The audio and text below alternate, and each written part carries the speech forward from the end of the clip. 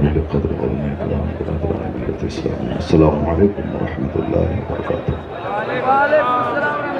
الحمدللہ رب العالمین، والصلاة والسلام على سيدنا محمد امام الانبیاء والمرسلین وعلى آلہ وصحبہ اجمعین، اما بعد، فاعوذ باللہ من الشیطان الرجیم، بسم اللہ الرحمن الرحیم۔ هو الذي أرسل رسوله بالهدى ودين الحق ليظهره على الدين كله ولو كره الكافرون۔ صدق الله العظيم وصدق رسوله النبي الكريم۔ ایک بار محمد سے درود شریف پڑھیں، اللهم صل على سيدنا وشفيعنا مولانا محمد وبارك وسلم عليه والسلام عليك يا حبيب الله صلى الله تعالى عليه وسلم۔ کہتا سوائے ایک جانا پہچانا علمی اور تاریخی ادبی شہر ہے جہاں پڑھے لکھے لوگ رہتے ہیں اور علمی گفتگو پسند کرتے ہیں۔ آپ نے ابھی زین العابدین بھائی کو بہت غور سے، بہت شوق سے، بہت محبت سے آپ نے سنا ہے۔ اگر آپ نے اسی ذوق کے ساتھ گفتگو سماعت کی تب تو یہ فارمولہ سچا ہوگا کہ یہ علمی شہر ہے، اور اگر آپ نے نہیں سماعت کی تو میں سمجھوں گا کہ یہ بھی ایک عام شہروں کی طرح ایک عام شہر ہے جہاں پڑھے لکھے لوگ ہوتے ہیں وہاں گفتگو کی قدر کرتے ہیں، اور جہاں سطحی ذہن کے لوگ ہوتے ہیں وہ اپنا سنے اور دلچسپی لیا اور چلے گئے۔ آج سے چند سال پہلے میں نے بستی علاقے میں جہاں جامعہ علیمیہ ہے اور بھی بہت بڑے بڑے مدرسے ہیں، تو وہاں بھی وہی ماحول میں نے دیکھا، نعت خوانی ہوئی، سارا مجمع بھاگنے لگا۔ تو میں نے کہا کہ بھئی میں نے سنا تھا کہ جہاں اشرفیہ ہوں، جہاں امجدیہ ہوں، جہاں علیمیہ ہوں، جہاں صوفی نظامالدین صاحب کا مدرسہ ہو، پورے ہندوستان کے بچے اس علاقے میں پڑھنے آتے ہیں۔ اب یہاں کے لوگ اگر صرف نعت سنیں اور چلے جائیں تو مجھ کو تو نہیں لگتا کہ یہاں کوئی علم کا کام ہو رہا ہے۔ اگر واقعی آپ اس علاقے میں رہتے ہیں تو نعت سے زیادہ قرآن حدیث کی گفتگو کی قدر کریں۔ سبحان اللہ، سبحان اللہ۔ تو سب میں نے اس کی غیرت کو جھنجھوڑا تھا تو سارے لوگ رک گئے۔ پھر کمپلیٹ انہوں نے 2-2.5 گھنٹے کی تقریر سماعت کی تو تار چھیڑنے کی ضرورت ہے، دل کو بات ٹھیس لگ جاتی ہے تو آدمی کے جینے کا انداز بدل جاتا ہے۔ اللہ تبارک و تعالیٰ آپ سبوں کو سلامت رکھے اور اچھی گفتگو اور اپنی زندگی میں کام آنے والی گفتگو کو سننے کی توفیق عطا فرمائے۔ ویسے تو میں نے دیکھا مجمع بڑا جوان تھا، رات کے بھی 1 بج گئے، ہندوستان کے سارے جلسے خاموش ہو گئے ہوں گے، بمبئی کا جلسہ 3 گھنٹہ پہلے ہی ختم ہو گیا ہوگا، مگر الحمدللہ کھیتا شرح کا جلسہ ابھی لگ رہا ہے کہ شروع ہو رہا ہے۔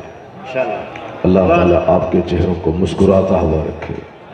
جو ہمارے بچے ادھر ادھر سڑکوں پہ ٹہل رہے ہیں وہ تھوڑی دیر آ جائیں محفل میں اور یہاں کھڑے ہو کر اپنے نبی کی شان، اپنے مذہب کی عظمت اور زندگی میں کام آنے والی باتوں کو ضرور سماعت کریں۔ آج سنجیدہ گفتگو نہ سننے کا نتیجہ ہے کہ ہمارے پڑھے لکھے بچے روی شنکر کو سن رہے ہیں، ہمارے پڑھے لکھے بچے رام دیو جی کو پڑھ رہے ہیں، ہمارے پڑھے لکھے بچے مراری باپو کا پروگرام دیکھ رہے ہیں۔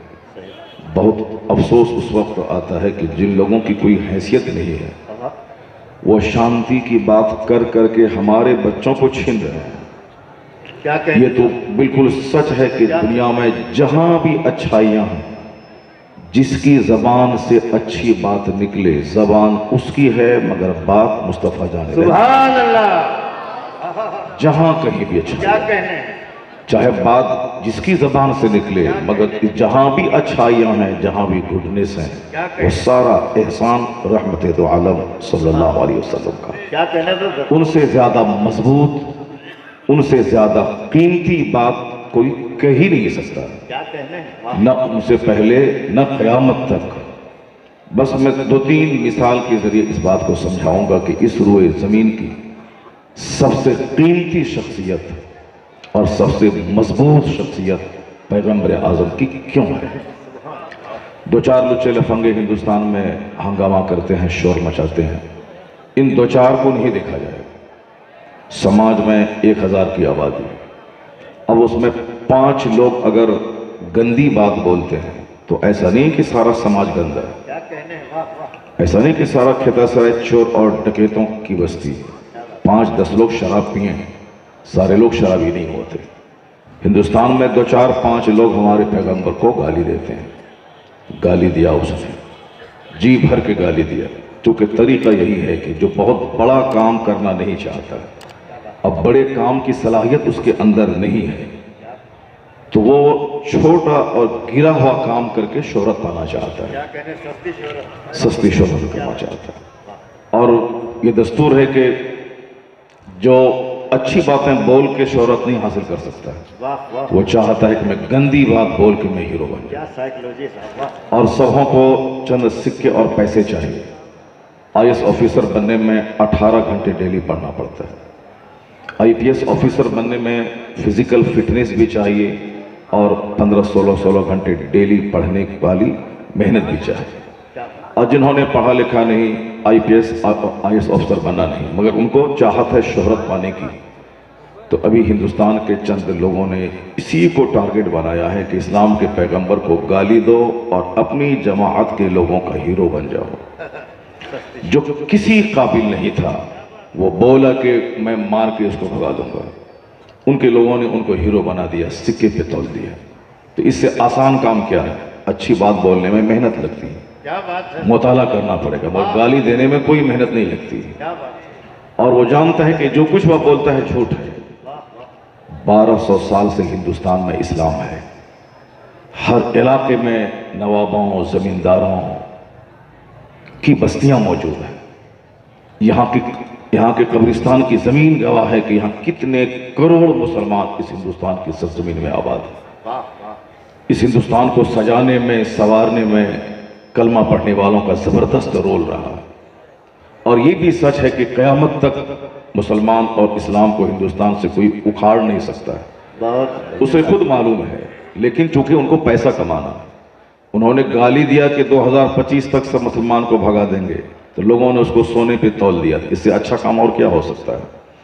تو 2-4 لوگوں نے اسی طرح سے کھانے کمانے کا، ہیرو بننے کا انہوں نے ٹھیکہ اٹھایا ہے تاکہ گالی دوں، اپنی برادری کا ہیرو بن جاؤں۔ تو ان 2-4 لچے لفنگوں کو بھی معلوم ہے کہ قیامت تک کے لیے اسلام ہندوستان میں اسٹیبل ہو چکا ہے، زندہ باد، زندہ باد، اور کبھی بھی یہاں اسلام کو خطرہ نہیں ہے۔ ہم جھوٹ بولتے ہیں، وقتی طور پر آزمائش میں ہم پڑ جاتے ہیں، ہماری مسجدیں ویران ہوتی ہیں، اللہ تعالیٰ مشرکوں کو ہم پر مسلط کر کے ہمیں آزماتا ہے اور کہتا ہے کہ تم نیک بنو، پھر میری رحمتیں تیرا استقبال کریں گی۔ تو جو کچھ بھی مصیبتیں ہیں وہ ہماری بدعملی کا نتیجہ ہے، ورنہ فیکٹ اور سچائی یہی ہے کہ انگریزوں نے سوچا تھا کہ ہم 1000 سال تک ہندوستان پہ شاسن کریں گے، جس طرح مسلمانوں نے 1000 سال تک حکومت کی، وہی پلان انگریزوں کا بھی تھا۔ اسی حساب سے انہوں نے پورے ہندوستان میں ریلوے کا جال بچھایا، بڑے بڑے پہاڑ میں ٹنل بنا کر کے بمبئی شہر کو پورے ہندوستان سے جوڑا۔ آج جتنے بھی بڑے بڑے بریج ہیں، جتنی بڑی بڑی لائنیں ہیں، سب انگریزوں نے کیا ہے۔ جتنے بھی 10-10 کلومیٹر والا پل ہے، سب انگریزوں نے بنایا۔ ہاوڑا کا بریج وہ انگریزوں نے بنایا۔ بمبئی سے نکلنے والے سارے پہاڑوں کے جو ٹنل ہیں وہ سب انگریزوں نے بنایا۔ ریلوے کا جو جال بچھایا، ایک پلان تھا اسے، دلی میں نئی دہلی انگریزوں نے بنایا، کٹک کے بازو میں بھونیشور شہر انگریزوں نے آباد کیا، چنڈی گڑھ ایک ہائی ٹیک سٹی، ایک پلانڈ سٹی انہوں نے بنایا۔ اتنی محنتیں انہوں نے کی تھی، اس لیے نہیں کہ 1.5 سال کے اندر بوریا بستر سمیٹ کے میں بھاگ جاؤں گا، نہیں، 1000 سال تک کا پلان تھا، لیکن معلوم ہے آپ کو 150 سال کے اندر بوریا بستر سمیٹ کے اسے بھاگنا پڑا۔ اس کو بھگانے میں دوسروں کا ہاتھ 25% رہا ہو، مگر 75% ہاتھ ہمارے بزرگوں، ہمارے علماء، ہمارے مشائخ کا رہا ہے۔ ورنہ یہ بتا دیں کہ علامہ فضل ہے خیر آبادی، جو انڈمان میں جن کی قبر انور ہے، جو کالا پانی کی جن کو سزا ہوئی، جرم کیا تھا؟ جرم یہی تھا کہ انگریزوں کے خلاف جہاد کا فتویٰ دیا تھا۔ کئی ہزار علماء کرام کی لاشیں دلی میں درختوں پہ سڑ گئیں۔ کیا قصور تھا؟ قصور یہی تھا کہ انہوں نے انگریزوں کے خلاف فتوی جہاد دیا تھا۔ علامہ کفایت علی کافی، جن کو مراد آباد کے لال چوک پہ پھانسی دی گئی اور پھانسی گاہ تک لے جانے سے پہلے الیکٹرک والی استری ان کے بدن پہ پھیری گئی، ان کے چمڑے کو ادھیڑ دیا گیا، مگر اس مرد خدا نے جاتے ہوئے کیا کہا تھا؟ ان پر افسوس کرتے ہوئے کہا تھا کہ تم جو 1000-1500 سال حکومت کرنے کا پلان بنا رہے ہو اور اسلام اور مسلمانوں کو مٹانا چاہتے ہو، ایسا کبھی نہیں ہوگا۔ کفایت علی کافی پھانسی کے پھندے کو چومتے ہوئے کہا تھا، تمہاری شان و شوکت، تمہاری حکومت نہیں رہے گی زیادہ دن تک، ظلم نہیں چلتا ہے۔ انہوں نے کہا تھا، جس اسلام کو تو مٹانا چاہتا ہے اس کے بارے میں سنو، کوئی گل باقی رہے گا، نئے چمن رہ جائے گا، پر رسول اللہ کا دین حسن رہ جائے گا۔ آج ڈھونڈیں پورے ہندوستان میں، کوئی بھی انگریز گورنر نہیں ملے گا، انگریز چیف منسٹر نہیں ملے گا۔ لوگ کہتے تھے کہ انگریزوں کے دور حکومت میں سورج ڈوبتا نہیں ہے، لیکن آج ہندوستان میں ایک بھی بچہ اس کا نہ سی ایم ملے گا، نہ ڈی ایم ملے گا، نہ پرائم منسٹر ہے، مگر یہاں ہزاروں بچے ہیں جو ہمارے مسلمانوں کے بچے، جو ڈی ایم ملیں گے، بہت سارے منسٹر ملیں گے، بہت سارے بلاک ڈیولپمنٹ آفیسر ملیں گے، لاکھوں مسجدیں، مدرسے، 40 کروڑ سروں پہ ٹوپیاں، 12ویں شریف کے موقع پر ہاتھوں میں جھنڈے، لائٹنگ، ہر گلی کوچے میں سرکار دو جہاں کی آمد کے جلوس، یہ اس بات کی دلیل ہے چاہے آندھی جتنی بھی خطرناک ہو، اسلام وہ پودا ہے جو جھک تو جاتا ہے مگر بنیاد سے کبھی اکھاتا نہیں ہے۔ اس لیے آج بھی جو لوگ ظلم کر رہے ہیں وہ جان لیں کہ ان سے بڑا طاقتور تھا وہ جس نے اسلام مٹا نہیں پایا، اس کے مقابلے میں نہ تیرے پاس علم ہے نہ تیرے پاس طاقت ہے، تو تو کیا اسلام مٹا پائے گا؟ میں نے تجربہ یہی 1400 سال میں کیا ہے کہ سنکٹ بڑھتا جاتا ہے، کلمہ پڑھنے والوں کی تعداد میں اضافہ ہوتا چلا جاتا ہے۔ اس تعلق سے تو آپ بالکل بے فکر ہو جائیں کہ چاہے وہ 1000 میرے پیغمبر کو گالی دیں، وہ چاہے 1000 پیغمبر کو گالی دیں، اسلام کے خلاف بولیں، یہ سستی شہرت، چند غلیظ سکے کمانے کے لیے وہ ایسا کرتے ہیں اور صرف کرسی حاصل کرنے کے لیے، مگر میرا خدا حق ہے، میرا مذہب سچ ہے، میرے مصطفیٰ حق ہے، وہ چاہے 1000 دشمنی کریں، اسلام وہ مذہب نہیں ہے جو سمٹنے آیا ہے، اسلام وہ مذہب ہے جو سارے مذاہب پہ غالب ہونے آیا ہے۔ اللہ نے فرمایا، هو الذی ارسل رسولہ بالہدی ودین الحق لیظہرہ علی الدین کلہ، اللہ نے اپنے محبوب کو ہدایت اور دین حق کے ساتھ بھیجا ہے تاکہ اس مذہب کو سارے مذاہب پر غالب فرمائے۔ تو اسلام غالب ہونے آیا ہے، مغلوب ہونے نہیں آیا ہے، چونکہ دوسروں کا پلان بہت چھوٹا ہے، کھانے پینے تک محدود ہے، اور مسلمانوں کا پلان بہت بڑا ہے کہ ہر گھر میں اسلام کا نور پہنچانا ہے، دنیا سے ظلم مٹانا ہے، دنیا میں عدل اور انصاف کا چراغ جلانا ہے۔ جن کا مقصد اتنا بڑا ہو وہ دب نہیں جائے گا، جن کا مقصد کھانا پینا مر جانا ہو وہ سب پہ غالب نہیں آئے گا۔ بس اسی کو دماغ میں آپ رکھیں اور دیکھیں کہ کس طرح ان 2-4-5 لوگوں نے مجھ کو مایوس تو ضرور کیا ہے، لیکن اسی زمین پر کوئی دن نہیں گزرتا جس دن کوئی کلمہ پڑھنے والا، کوئی بہت بڑا ویگیانک نہ ہو، بہت بڑا اسکالر نہ ہو، کوئی دن نہیں گزرتا جس دن کوئی سائنٹسٹ کلمہ پڑھ کے مسلمان نہ بنتا ہو۔ ایسے ہی کوئی مسلمان نہیں بنتا ہے، مسلمان بننے سے پہلے دماغ چلاتا ہے، مسلمان بننے سے پہلے غور و فکر سے کام لیتا ہے۔ بچہ بیٹھ جاؤ بیٹھ جاؤ، اب جنرل عابدین بھائی نعت پڑھتے رہے، تم بیچ سے بھاگا نہیں، اب میں تقریر کر رہا ہوں تم بھاگ کیوں رہا ہے؟ اس کا مطلب ہے کہ زیادہ دلچسپی نعت سے ہے تم کو، نعت سننے میں مزہ آتا ہے، یہ تو سچ ہے، ہر آدمی کے دماغ اور دل میں بیسیکلی نغمہ سننے گنگنانے کی ایک فطری بات ہے، وہ تو اچھا تو لگتا ہے، آپ بھی تنہائی میں کچھ بھی یاد نہیں پھر بھی گنگن کرتے رہتے ہیں۔ ہمارے 80 سال کا بوڑھا وہ بھی ذرا نہانے جاتا ہے تو وہ بھی کچھ گنگناتے ہوئے چلا جاتا ہے، تو گنگنانے کی کیفیت تو رہتی ہے، لیکن سچائی یہی ہے کہ گنگنایا ہمیشہ نہیں جاتا ہے، 1% گنگنائی اور باقی 99% اپنی زندگی کو سنوارنے والی باتیں سنا کیجیے۔ آپ یہاں آپ قوال بننے نہیں آئے، آپ گویہ بننے نہیں آئے، ایک پرفیکٹ مومن بننے آپ آئے۔ تو مومن بننے کے لیے آپ کو نعت بھی سننی ہے، اس سے زیادہ نبی کی بات سننی ہے۔ وہ تو جو بچے نہیں سمجھتے ہیں، نہیں پڑھے لکھے ہوتے ہیں، وہی بچے سر ننگے ہیں، اس کے منہ میں گٹکا ہے، ہاتھ میں موبائل ہے، وہ چلا آیا جلسے میں، حضرت بھائی یہ پڑھیے یہ پڑھیے یہ پڑھیے، اب پڑھا اس کے بعد بھاگ گیا۔ وہ ساری زندگی وہ کیسے سمجھے گا کہ بحیثیت مسلمان مجھ کو کیسے جینا ہے، مصیبتوں میں گھر کے کس طرح سے مصیبتوں کو روند کر کے حوصلہ مندانہ زندگی گزارنی ہے، وہ کیا جانے۔ جب تک کوئی تھیوری نہیں سنے، فارمولہ نہیں سنے، وہ کوئی حکیمانہ بات نہیں سنے، تو کیسے زندگی میں انقلاب پیدا ہوگا۔ دیکھیں بہت سارے بچے ہمارے ننگے سر ہیں، وہ کیا سوچ کے جلسے میں آئے ہیں، یہی سوچ کر آئے ہیں کہ زین البھائی کو سننا ہے اور چلے آنا ہے، یہی نا۔ اگر وہ قرآن حدیث کی بات سننے کے لیے آتا تو سب سے پہلے ڈسپلینڈ ہو کے آتا۔ یہ جلسہ عام جلسوں کی طرح نہیں ہے، عام کاریکرم کی طرح نہیں ہے۔ سانسکرتک کاریکرم ہوتے ہیں غیر مسلموں کے، کوئی آیا صاحب طبلہ بجایا، ہارمونیم بجایا، ناچا گایا، اب ریلیکس ہو گیا اور چلا گیا، یہ اس کا مقصد ہوتا ہے۔ تو یہ جلسہ ریلیکس ہونے کے لیے نہیں ہے، یہ جلسہ اس لیے ہے کہ تاکہ میں اپنی بنیاد کو سیکھوں اور اپنی بگڑی ہوئی زندگی کو سنوارنے کی کوشش کروں۔ یہاں زندگی سنوارنے کی باتیں سنی جاتی ہیں، اپنے رب کے کلام کو سمجھا جاتا ہے، سرکار دو جہاں کی حدیث سنی جاتی ہے۔ آیا ہے بزرگوں نے کہا ہے کہ جو اللہ سے بات کرنا چاہے وہ قرآن پڑھے، ایسا لگے گا جیسے وہ اپنے رب سے کلام کر رہا ہے۔ اور جو چاہے کہ میں اپنے پیغمبر اعظم سے بات کروں، تو آیا ہے بزرگوں نے کہا کہ من کان فی بیتہ مجموعۃ من الاحادیث کان فیہ نبی یتکلم، جس کے گھر میں احادیث کا مجموعہ ہو تو ایسا ہے جیسے اس کے گھر میں نبی ہیں جو ان سے بات کر رہے ہیں۔ جب نبی سے بات کرنا ہو تو مصطفیٰ کی حدیث سنیے، اور جب اللہ سے کلام کرنا ہو تو اللہ کا کلام قرآن مجید پڑھیے۔ تو اور ایک مومن کے لیے اس سے بڑی سعادت کیا ہو سکتی ہے کہ وہ سب سے زیادہ اللہ کے کلام کو پڑھے، چونکہ اللہ کا جواب نہیں تو اللہ کے کلام کا بھی کوئی جواب نہیں۔ سب سے مضبوط فارمولہ وہی ہے جو اپنے خالق کا دیا ہوا ہے۔ انسان کمزوری کا پتلا ہے، چاہے وہ بڑا ریسرچر تھنکر کچھ بھی ہو جائے، مگر وہ کمزوری کا پتلا ہے۔ کمزوری انسان کی کیا ہے؟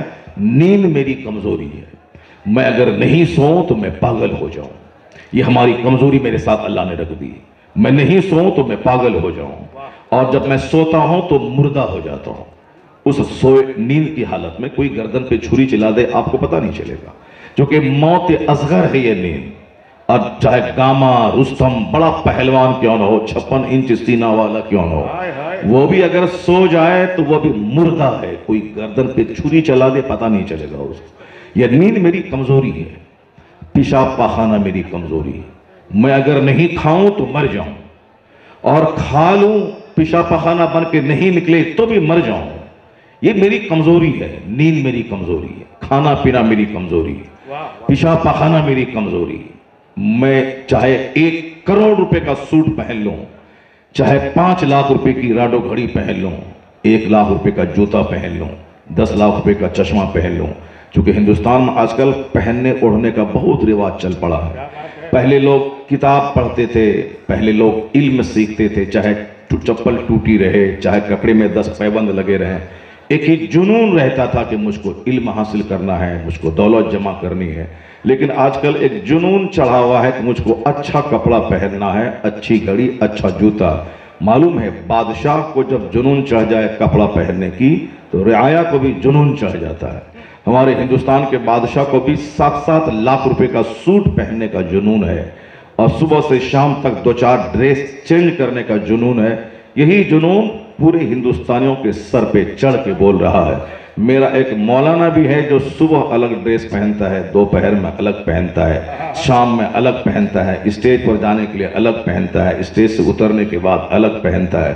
یعنی اس نے ایک کمال سمجھ لیا ہے کہ پگڑی بدلنے میں، جبہ بدلنے میں، تولیہ بدلنے میں، پٹا بدلنے میں، یعنی بدلنے ہی میں وہ کمال سمجھ لیا ہے، اسی لیے وہ بدل رہا ہے، خوب بدل رہا ہے، بدلنے دیجئے اس کو۔ کیونکہ ہمارا پردھان منتری ہی ایسا ہے جو ڈیلی 5 ڈریس بدلتا ہے، تو اسی کو دیکھ دیکھ کے میرا مولانا صاحب بھی وہ 5 ڈریس ڈیلی بدلتا ہے۔ وہ تو عمر فاروق تھے جس کے بدن پہ 19 پیبند والے کپڑے تھے، مگر ان کی طاقت کا یہ عالم تھا کہ روم بھی تھراتا تھا اور ایران بھی تھراتا تھا، اور وہ فاروق اعظم کی سادگی تھی جو کافروں کے سینے کو توڑ دیا تھا اور قبلہ اول کو فتح کیا تھا. ان کی سادگی تھی، سمپلیسٹی تھی. ماشاءاللہ، اللہ جزائے خیر عطا فرمائے. نعرہ تکبیر، نعرہ رسالت. کیا کہنا ہے؟ وہ سادگی تھی جو قیصر و کسریٰ کے گھمنڈ اور غرور کو توڑ دیا تھا. یہاں تک کہ جب فلسطین کے رؤوسا پادری نے کہا کہ اس شہر کی کنجی میں تمہارے امیر کے ہاتھ میں دے دوں گا اگر وہ یہاں آ جائیں، تو فاروق اعظم 1,00,000 لشکر کو لے کے نہیں گئے تھے. وہ صرف اپنا ایک غلام ساتھ میں تھا، اور اس شان سے مدینہ سے فلسطین گئے تھے کہ آج وہ شہر فتح ہونے والا ہے، وہاں کی چابی میرے ہاتھ آنے والی ہے. اس شان سے گئے تھے کہ ایک منزل خود اونٹ پر بیٹھتے اور اگلی منزل آپ کا غلام اونٹ پر بیٹھتا تھا. اس عدل کے ساتھ، اور جب فلسطین کے قریب پہنچے تو غلام اونٹ پر بیٹھا تھا، فاروق اعظم نکل تھام کے آگے جا رہے تھے. کمانڈر ان چیف مسلم فوج کا کمانڈر، اس نے آگے بڑھ کے استقبال کیا اور کہا حضور یہاں کے بڑے بڑے پادری، بڑے بڑے عمرا، سارا شہر آج دروازے پہ کھڑا ہے کہ مسلمانوں کا خلیفہ کیسا ہے جس کے نام سے ایران اور روم تھراتا ہے، ان کو دیکھوں اور آپ اچھا کپڑا پہن لیں. فاروق اعظم نے کہا تھا کہ تیرے علاوہ کوئی دوسرا شخص اگر یہ جملہ بولتا میں ایسی سزا دیتا کہ دنیا یاد رکھتی. میں اونٹ چراتا تھا، میں عکاز کے دنگل میں کشتی لڑتا تھا، میں بھوکا پیاسا رہتا تھا. آج جو عزت ملی ہے وہ لباس کی وجہ سے نہیں ملی ہے، یہ عزت اسلام اور پیغمبر اسلام کی وجہ سے ملی ہے. میں کبھی لباس میں عزت نہیں تلاش کروں گا، میں عزت صرف اسلام میں ڈھونڈوں گا. فاروق اعظم خلیفۃ المسلمین فاروق اعظم آگے بڑھے تو شہر کا سب سے بڑا پادری امیر المومنین کے سامنے گیا. ان کے آگے دیکھا، ان کے پیچھے دیکھا، بائیں دیکھا، دائیں دیکھا، اور فاروق اعظم نے پوچھا کیا دیکھ رہا ہے؟ کہا میں نے پڑھا تھا پرانی کتابوں میں کہ اس شہر کو فتح کرنے والا وہ شخص ہوگا جن کے کپڑے پہ 19 پیوند لگے ہوئے ہوں گے. میں اسی پیوند کو گن رہا تھا، میں نے اتنے پیوند پا لیے. اب یہ شہر کی چابی تیرے قدموں میں ڈالتا ہوں. آج سے یہ شہر تمہارا ہے. جہاں لاکھوں آدمی کو قتل کرنے کے بعد شہر جیتا جاتا ہے، وہاں فاروق اعظم کی سادگی نے روم کے شہر کو جیتا اور فلسطین پر قبضہ کیا، قبلہ اول کو کافروں سے آزاد کروایا.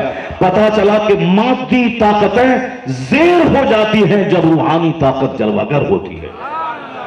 اصل ہماری پونجی ہے روحانی طاقت. ہم نے صرف لباس میں وہ ساری باتیں ڈھونڈنا شروع کیا. میں کہتا ہوں کہ میں ہمارے پاس 10 لاکھ روپے کا سوٹ ہے، 5,000 روپے کا میں نے پگڑی پہن کے آیا. میں آپ کے سامنے 1 گھنٹہ گفتگو نہیں کر پایا تو آپ کیا بولیں گے؟ صرف جبہ اور پگڑی دکھانے کے لیے آیا تھا. اور اگر میں بالکل سمپل آؤں اور سمپل رہوں اور میں قیمتی بات کر کے چلا جاؤں تو آپ کیا کہیں گے؟ دیکھنے میں کیسا لگتا ہے اور بات کتنی مضبوط کر کے چلا گیا ہے. تو اب یہ میری سادگی میری عزت کا ذریعہ بن جائے گی. لوگ بولیں گے کہ لباس کیسا ہے مگر بات کیسی ہے. تو اسلام ظاہر سے زیادہ باطن پہ زور دیتا ہے. لباس اجلا نہ رہے اور بات ہے، مگر دل اجلا رہے، سوچ اجلی رہے، سمجھ اجلی رہے. اندر میں حسد، جلن، غیبت، گھمنڈ، غرور، ساری غلاظتیں موجود ہیں اور اوپر سے خوبصورت کپڑا چمکا رہا ہے. جب زبان سے نکلے گی وہ غلاظت حسد کی، جلن کی، گھمنڈ کی، غرور کی، اس کی ساری شخصیت کو جلا کر راکھ کر دے گی. اس لیے باطن زیادہ خوبصورت رہنا چاہیے. ظاہر تھوڑا کمزور بھی رہا تو چلے گا، اور جو ظاہر سجانے پہ زیادہ توجہ دیتا ہے اس کا باطن کمزور رہتا ہے. چونکہ آج ظاہر کی سجاوٹ پہ زور دیا جا رہا ہے اس لیے باطن کھوکھلا نظر آتا ہے. تو جب راجہ ہو 6 لاکھ کا سوٹ پہننے والا تو ظاہر سی بات ہے رعایا کے دماغ میں بھی کپڑے کا جنون بس جاتا ہے.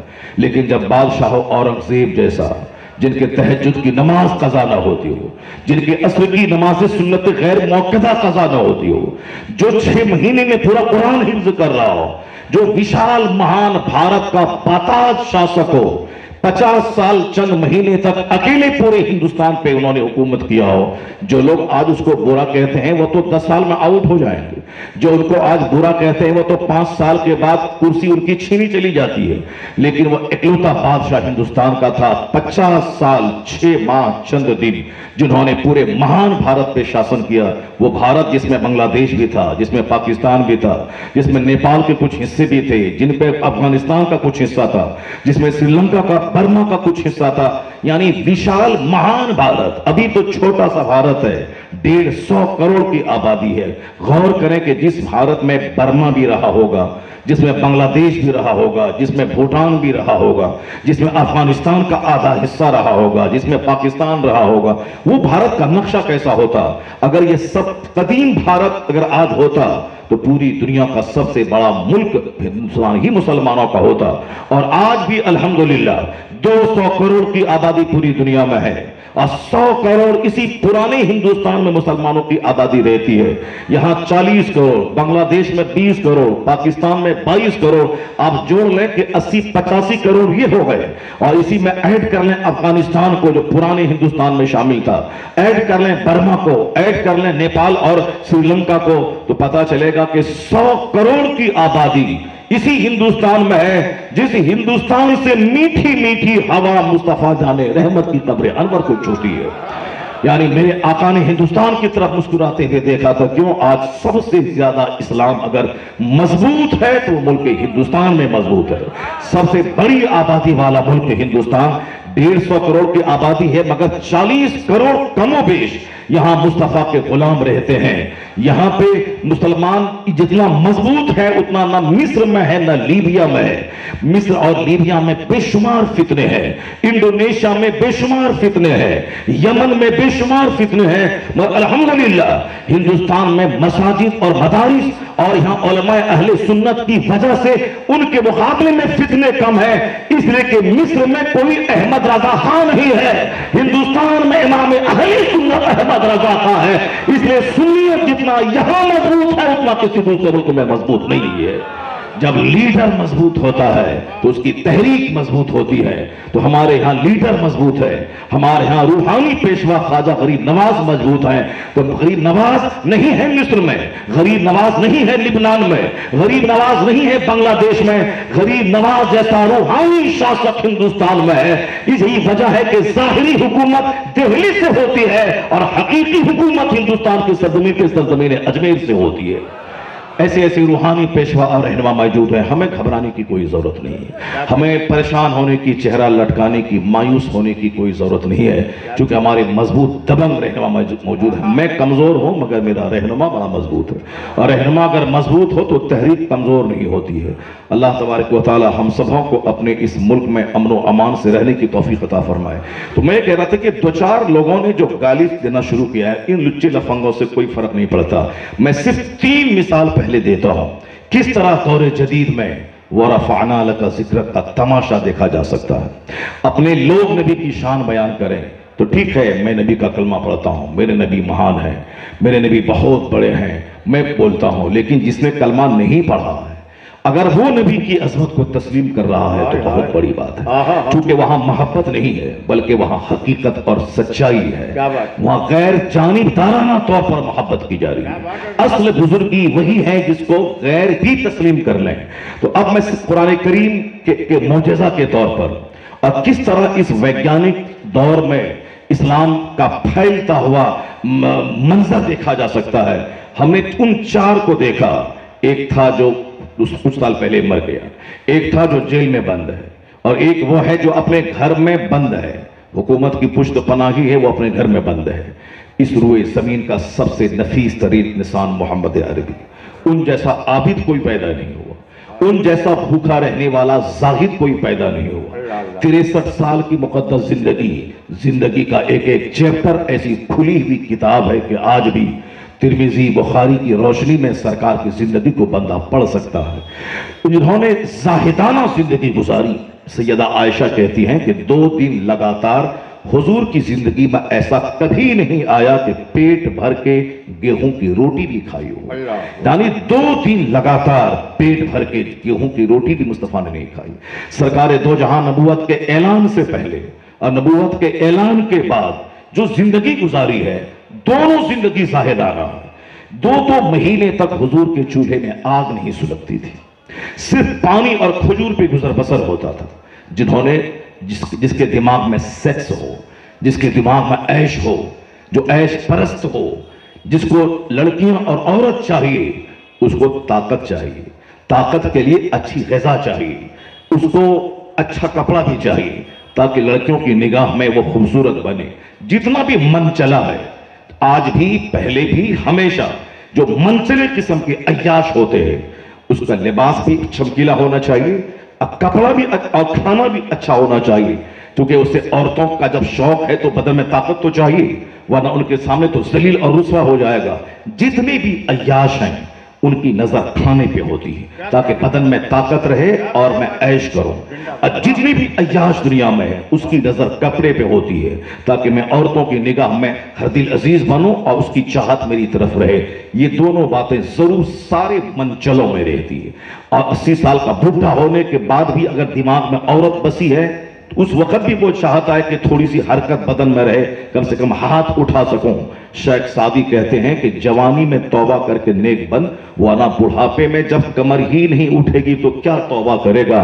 وہاں سامنے اگر کوئی 18 سال کی دوشیزہ اگر نیم برہنہ ہو تو کمر ہی نہیں اٹھے گی تو کیا گناہ کرے گا۔ اسے 70 بوڑھا توبہ کرے، ان کی توبہ ایک طرف، ایک جوان کی توبہ اس پہ غالب آ جائے گی۔ اصل توبہ جوانی کی ہے، جب بدن میں شہوت کی آگ لگی ہو، جب دماغ میں گندے وسوسات بھرے ہوں، جب بدن میں طاقت ہو کہ میں گناہ کر سکتا ہوں۔ اصل سچی توبہ اس وقت کی ہے۔ اسے 50 بوڑھے نمازی بن جائیں اس سے اتنا فرق نہیں پڑتا جتنا کہ ایک 25 سالہ جوان نمازی بن جائے، اس سے سماج میں انقلاب پیدا ہوتا ہے۔ چونکہ اصل توبہ جوانی کی ہے، اصل عبادت جوانی کی ہے۔ تو من چلے لوگوں کو ہمیشہ کپڑا اور کھانا چاہیے۔ ان کتوں نے جو پیغمبر اعظم کی طرف سیکس کو منسوب کیا ہے، حضور کو ریپسٹ کہا ہے، معاذ اللہ، کروڑ بار معاذ اللہ، عورتوں کی چاہتوں میں جینے والا ایک کمسن خاتون کو انہوں نے ہائی لائٹ کر کے کہ 9 سال کی عمر میں ان کو اپنے حرم سرا میں لا کر کے بتایا ہے کہ وہ بہت بڑا سیکسی اور ریپسٹ آدمی تھا۔ معاذ اللہ، کھرب بار، 50 کھرب بار، مہا سنکھوں بار توبہ استغفر اللہ۔ اس ظالم نے کن کو کہا جس نے دنیا میں پیٹ بھر کے جو کی روٹی بھی کبھی نہیں کھائی، اس روئے زمین پر ان سے بڑا عبادت گزار۔ مخدومہ عائشہ کہتی ہیں کہ سرکار رات بھر سجدے میں رہتے، مجھ کو ڈر لگتا کہیں روح پرواز تو نہیں کر گئی سرکار کی، دیر تک سجدے میں رہتے، جب سجدے سے سر اٹھاتے تب جان میں جان آتی کہ نہیں سرکار دو جہاں علیہ السلام کی روح پرواز نہیں کی ہے۔ اتنا لمبا قیام مصطفیٰ فرماتے تھے کہ پائے اقدس قیام کی وجہ، سوالت کی وجہ سے وہ متورم ہو جاتے تھے، سوج جاتے، پھول جاتے تھے۔ جی تو اتنا بڑا قیام کرنے والا، اتنا بڑا سجدہ کرنے والا، اور نبوت کے اعلان سے پہلے کوئی ذمہ داری سرکار کے پاس نہیں تھی۔ ساری ذمہ داری اسلام کی تبلیغ کی 40 سال کے بعد آئی، جب کہا میں نبی ہوں، اللہ کی طرف سے مجھ پر وحی نازل ہو رہی ہے۔ لیکن 40 سال تک حضور کیسے جیتے تھے؟ وہ 40 سال تک جینے کا انداز یہ تھا کہ بزنس کرتے تھے، جو پیسہ ہوتا تھا یتیموں، غریبوں، بیواؤں، مسکینوں، معذوروں، نااہل کمانے کے ناقابل لوگوں پہ خرچ کرتے تھے، مہمان نوازی پہ خرچ کرتے تھے۔ یعنی اس وقت میں کوئی ذمہ داری نہیں تھی، خوب آرام سے کھا پی سکتے تھے، نہیں، اس وقت بھی آپ کا کھانا معمولی تھا، آپ کا لباس معمولی تھا، اور جتنے پیسے بزنس میں آتے تھے سب غریبوں، مسکینوں، معذوروں پہ خرچ کرتے تھے۔ جب پہلی وحی نازل ہوئی، سرکار دو جہاں پسینے میں شرابور جب سیدہ خدیجہ کے پاس آئے اور کہا کہ زملونی چادر اڑاؤ، مجھ کو ڈر لگتا ہے، انی خشیت علی نفسی، مجھ کو اپنے اوپر ڈر لگا، تو فرماتی خدیجہ کہ اللہ وَلَن يُخْزِيكَ اللَّهُ أَبَدًا، اللہ آپ کو کبھی ذلیل نہیں کرے گا. کیوں؟ إِنَّكَ لَتَصِلُ الرَّحِمَ، آپ صلہ رحمی کرتے ہیں، آپ مہمان نوازی کرتے ہیں، آپ غریب و مسکینوں کی مدد کرتے ہیں، کبھی بھی آپ کا خدا آپ کو ذلیل نہیں کرے گا. تو جو اوصاف، جو کوالٹی سیدہ خدیجہ نے بیان کیا تھا، وہ کوالٹی سرکار میں کوٹ کوٹ کر بھری تھی، بچپن سے لے کر اعلان نبوت یہاں تک کہ زندگی، ظاہری زندگی کے آخری لمحے تک یہی کام ہی تھا، اللہ کی عبادت، مخلوق کی خدمت. یہی سرکار کی زندگی کو آپ سمیٹ دے تو دو جملے میں اللہ کی عبادت، مخلوق کی خدمت، اسی سے عبارت تھی مصطفیٰ کی زندگی. جو جی بھر کے کھایا نہیں، جو جی بھر کے پہنا نہیں، کبھی صرف ایک لنگی ہوتی، چادر تک نہیں ہوتی. فاروق اعظم مصطفیٰ کے کمرے میں داخل ہوتے، چٹائی پر بستر نہیں ہوتا تھا، چٹائی کے نشانات جو کھجور کی چٹائی ہوتی تھی، حضور کے جسم اقدس پر چٹائی کے نشانات ابھر آتے تھے. یعنی جس کے گھر میں گدا نہ ہو، کبھی گدا ہو تو کھجور کی چھال اس میں بھری ہو. جن کے کمرے میں فاروق داخل ہوئے، رونے لگے. کہا عمر ما یبکی کا، کون سی چیز تم کو رلاتی ہے؟ کہا حضور آپ کی سادگی نے مجھ کو رلایا ہے. جس میں اللہ کا محبوب آرام کر رہا ہو، ایک بکری کی کھال لٹک رہی ہے، ایک کونے میں چند مٹھی جو رکھے ہوئے ہیں، ایک پانی کا مشکیزہ ہے. یہی مصطفیٰ کے گھر کی پونجی ہے. کونین جس کے قبضے میں ہو، کائنات کے خزانے کی کنجیاں جس کے سامنے رکھ دی گئی ہوں، جس کو اللہ نے کہا تھا کہ محبوب آپ چاہو تو میں احد کا پہاڑ سونا بن کے آپ کے پیچھے چلا دوں، عرب کا پہاڑ گولڈ بن کے آپ کے پیچھے چلے. اور حضور نے کہا تو نہیں پروردگار، ایک دن کا کھانا دے تاکہ میں کھاؤں تو تیرا شکر ادا کروں، اور ایک دن بھوکھا رہو تاکہ میں صبر کیا کروں. یہی ہے زندگی، ایک دن صبر کروں، مصیبت آئے تو میں صبر کروں، اور جب نعمت ملے تو میں شکر ادا کروں. وہ کوئی دوسرا کافر ہے جو نعمتیں پاتا ہے تو فرعون بن جاتا ہے، نمرود بن جاتا ہے، شداد بن جاتا ہے، لوگوں کو غلام بنا لیتا ہے.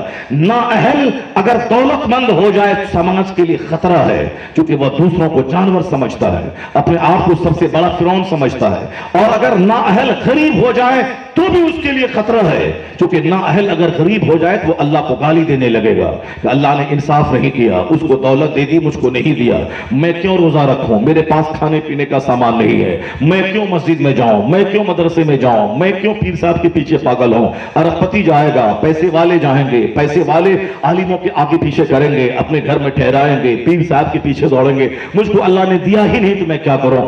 کچھ لوگ ہیں جو غریبی میں کافر ہو جاتے ہیں، مالداری میں مسلمان رہتے ہیں، اور کچھ لوگ ہیں کہ مالداری میں کافر ہو جاتے ہیں، غریبی میں مسلمان رہتے ہیں. حضور فرماتے ہیں کچھ لوگوں کے لیے غریبی اچھی ہے کہ جب وہ غریب ہیں تو مومن ہیں، مالدار بنے تو کافر ہو جائیں گے. کچھ لوگوں کے لیے مالداری اچھی ہے کہ مالدار ہیں تو مومن ہیں، اور غریب بنے تو کافر ہو جائیں گے. کوئی نہیں جانتا what will happen tomorrow، کل کیا ہوگا کوئی نہیں جانتا. بہت بڑے بڑے نمازی مرنے سے پہلے پہلے شرابی ہو گئے، مرنے سے بہت بڑے سنی دبنگ ٹی ٹی ایس کہنے والا مرنے سے پہلے پہلے پکا وہابی نجدی دیوبندی اور غلیظ قسم کا بدبودار سلے کلی ہو گیا. یہ آئے دن آپ دیکھتے ہیں. تو کون کب بدلے گا کہنا مشکل ہے، کون مالدار ہونے کے بعد بدلے گا، کون غریب ہونے کے بعد بدلے گا.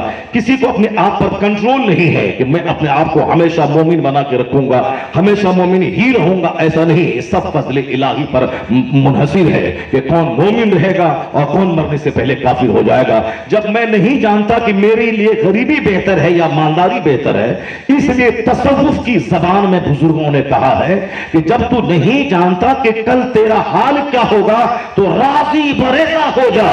اللہ تجھے جس حال میں رکھے تو راضی رہ. اگر تیرے لیے غریبی بہتر ہوگی تو اللہ تعالیٰ تجھے غریب بنا کے مومن رکھے گا.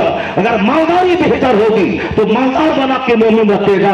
اگر ضد کر کے مالداری لے لی تو حال سالبہ جیسا تیرا ہو جائے گا. دولت ملے گی اور پھر تو تباہ و برباد ہو جائے گا. اگر تمہیں اپنے حساب سے غریبی خریدی، ممکن ہے کہ غریبی تمہیں کفر کے قریب لے جائے، تو اپنا فیصلہ رب پہ چھوڑ دے.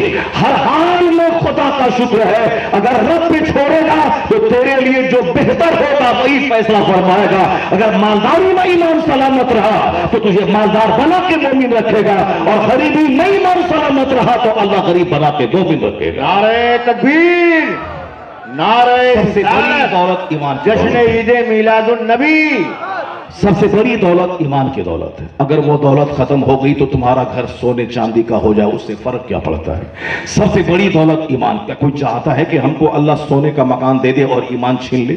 کوئی نہیں چاہے گا. چونکہ اگر سونے کا مکان مل بھی گیا، سارا کھیتا سرائے میری اپنی پراپرٹی ہو جائے تو کتنے دن تک؟ 70 80 90 سال. اس کے بعد چلیے اسی قبرستان کی 2 گز زمین میں دفن ہونے کے لیے چاہیے. سونے کا مکان ہو گیا، پورا کھیتا سرائے میرا اپنا ہو گیا، سارے لوگ میرے نوکر غلام ہو گئے، میں سب کا بادشاہ ہو گیا. کتنے دن تک؟ 70 80 90 سال تک. 70 80 90 سال اللہ کے نزدیک کتنا ہے؟ 1 سیکنڈ ہے. اور مرنے کے بعد کی جو زندگی ہے وہاں کا ایک دن 50,000 سال کے برابر ہوگا. ایک دن کان مقدارہ 50,000 سنہ، یعنی وہ دن جس کی مقدار اس دنیاوی گنتی کے حساب سے 50,000 سال کے برابر ہوگی. دوسری جگہ آیا ہے 1,000 سال کے برابر ہوگی. 1,000 سال کے برابر ایک دن ہوگا قیامت کا، اور دوسری روایت میں 50,000 سال کے برابر. تو اس کے مقابلے میں دنیا کا 80 90 سال 1 سیکنڈ 1 منٹ ہے اللہ کے نزدیک. اور 1 منٹ آدمی چاہے گا کہ تنگی سے برداشت کر لوں تاکہ کھربوں سال کا آرام میری تقدیر میں لکھ دیا جائے. یہی ایک ایمانی سوچ ہے کہ جس جیسے بھی ہو 70 80 سال گزر ہی جائیں گے، اصل آرام تو وہاں کا ہے، اصل عزت تو وہاں کی ہے جہاں کا ایک دن 50,000 سال کے برابر ہوگا. اس سے ہٹ کے جو سوچتا ہے وہ یہی سوچتا ہے کہ کون کیا ہوگا مرنے کے بعد، کون دیکھا ہے؟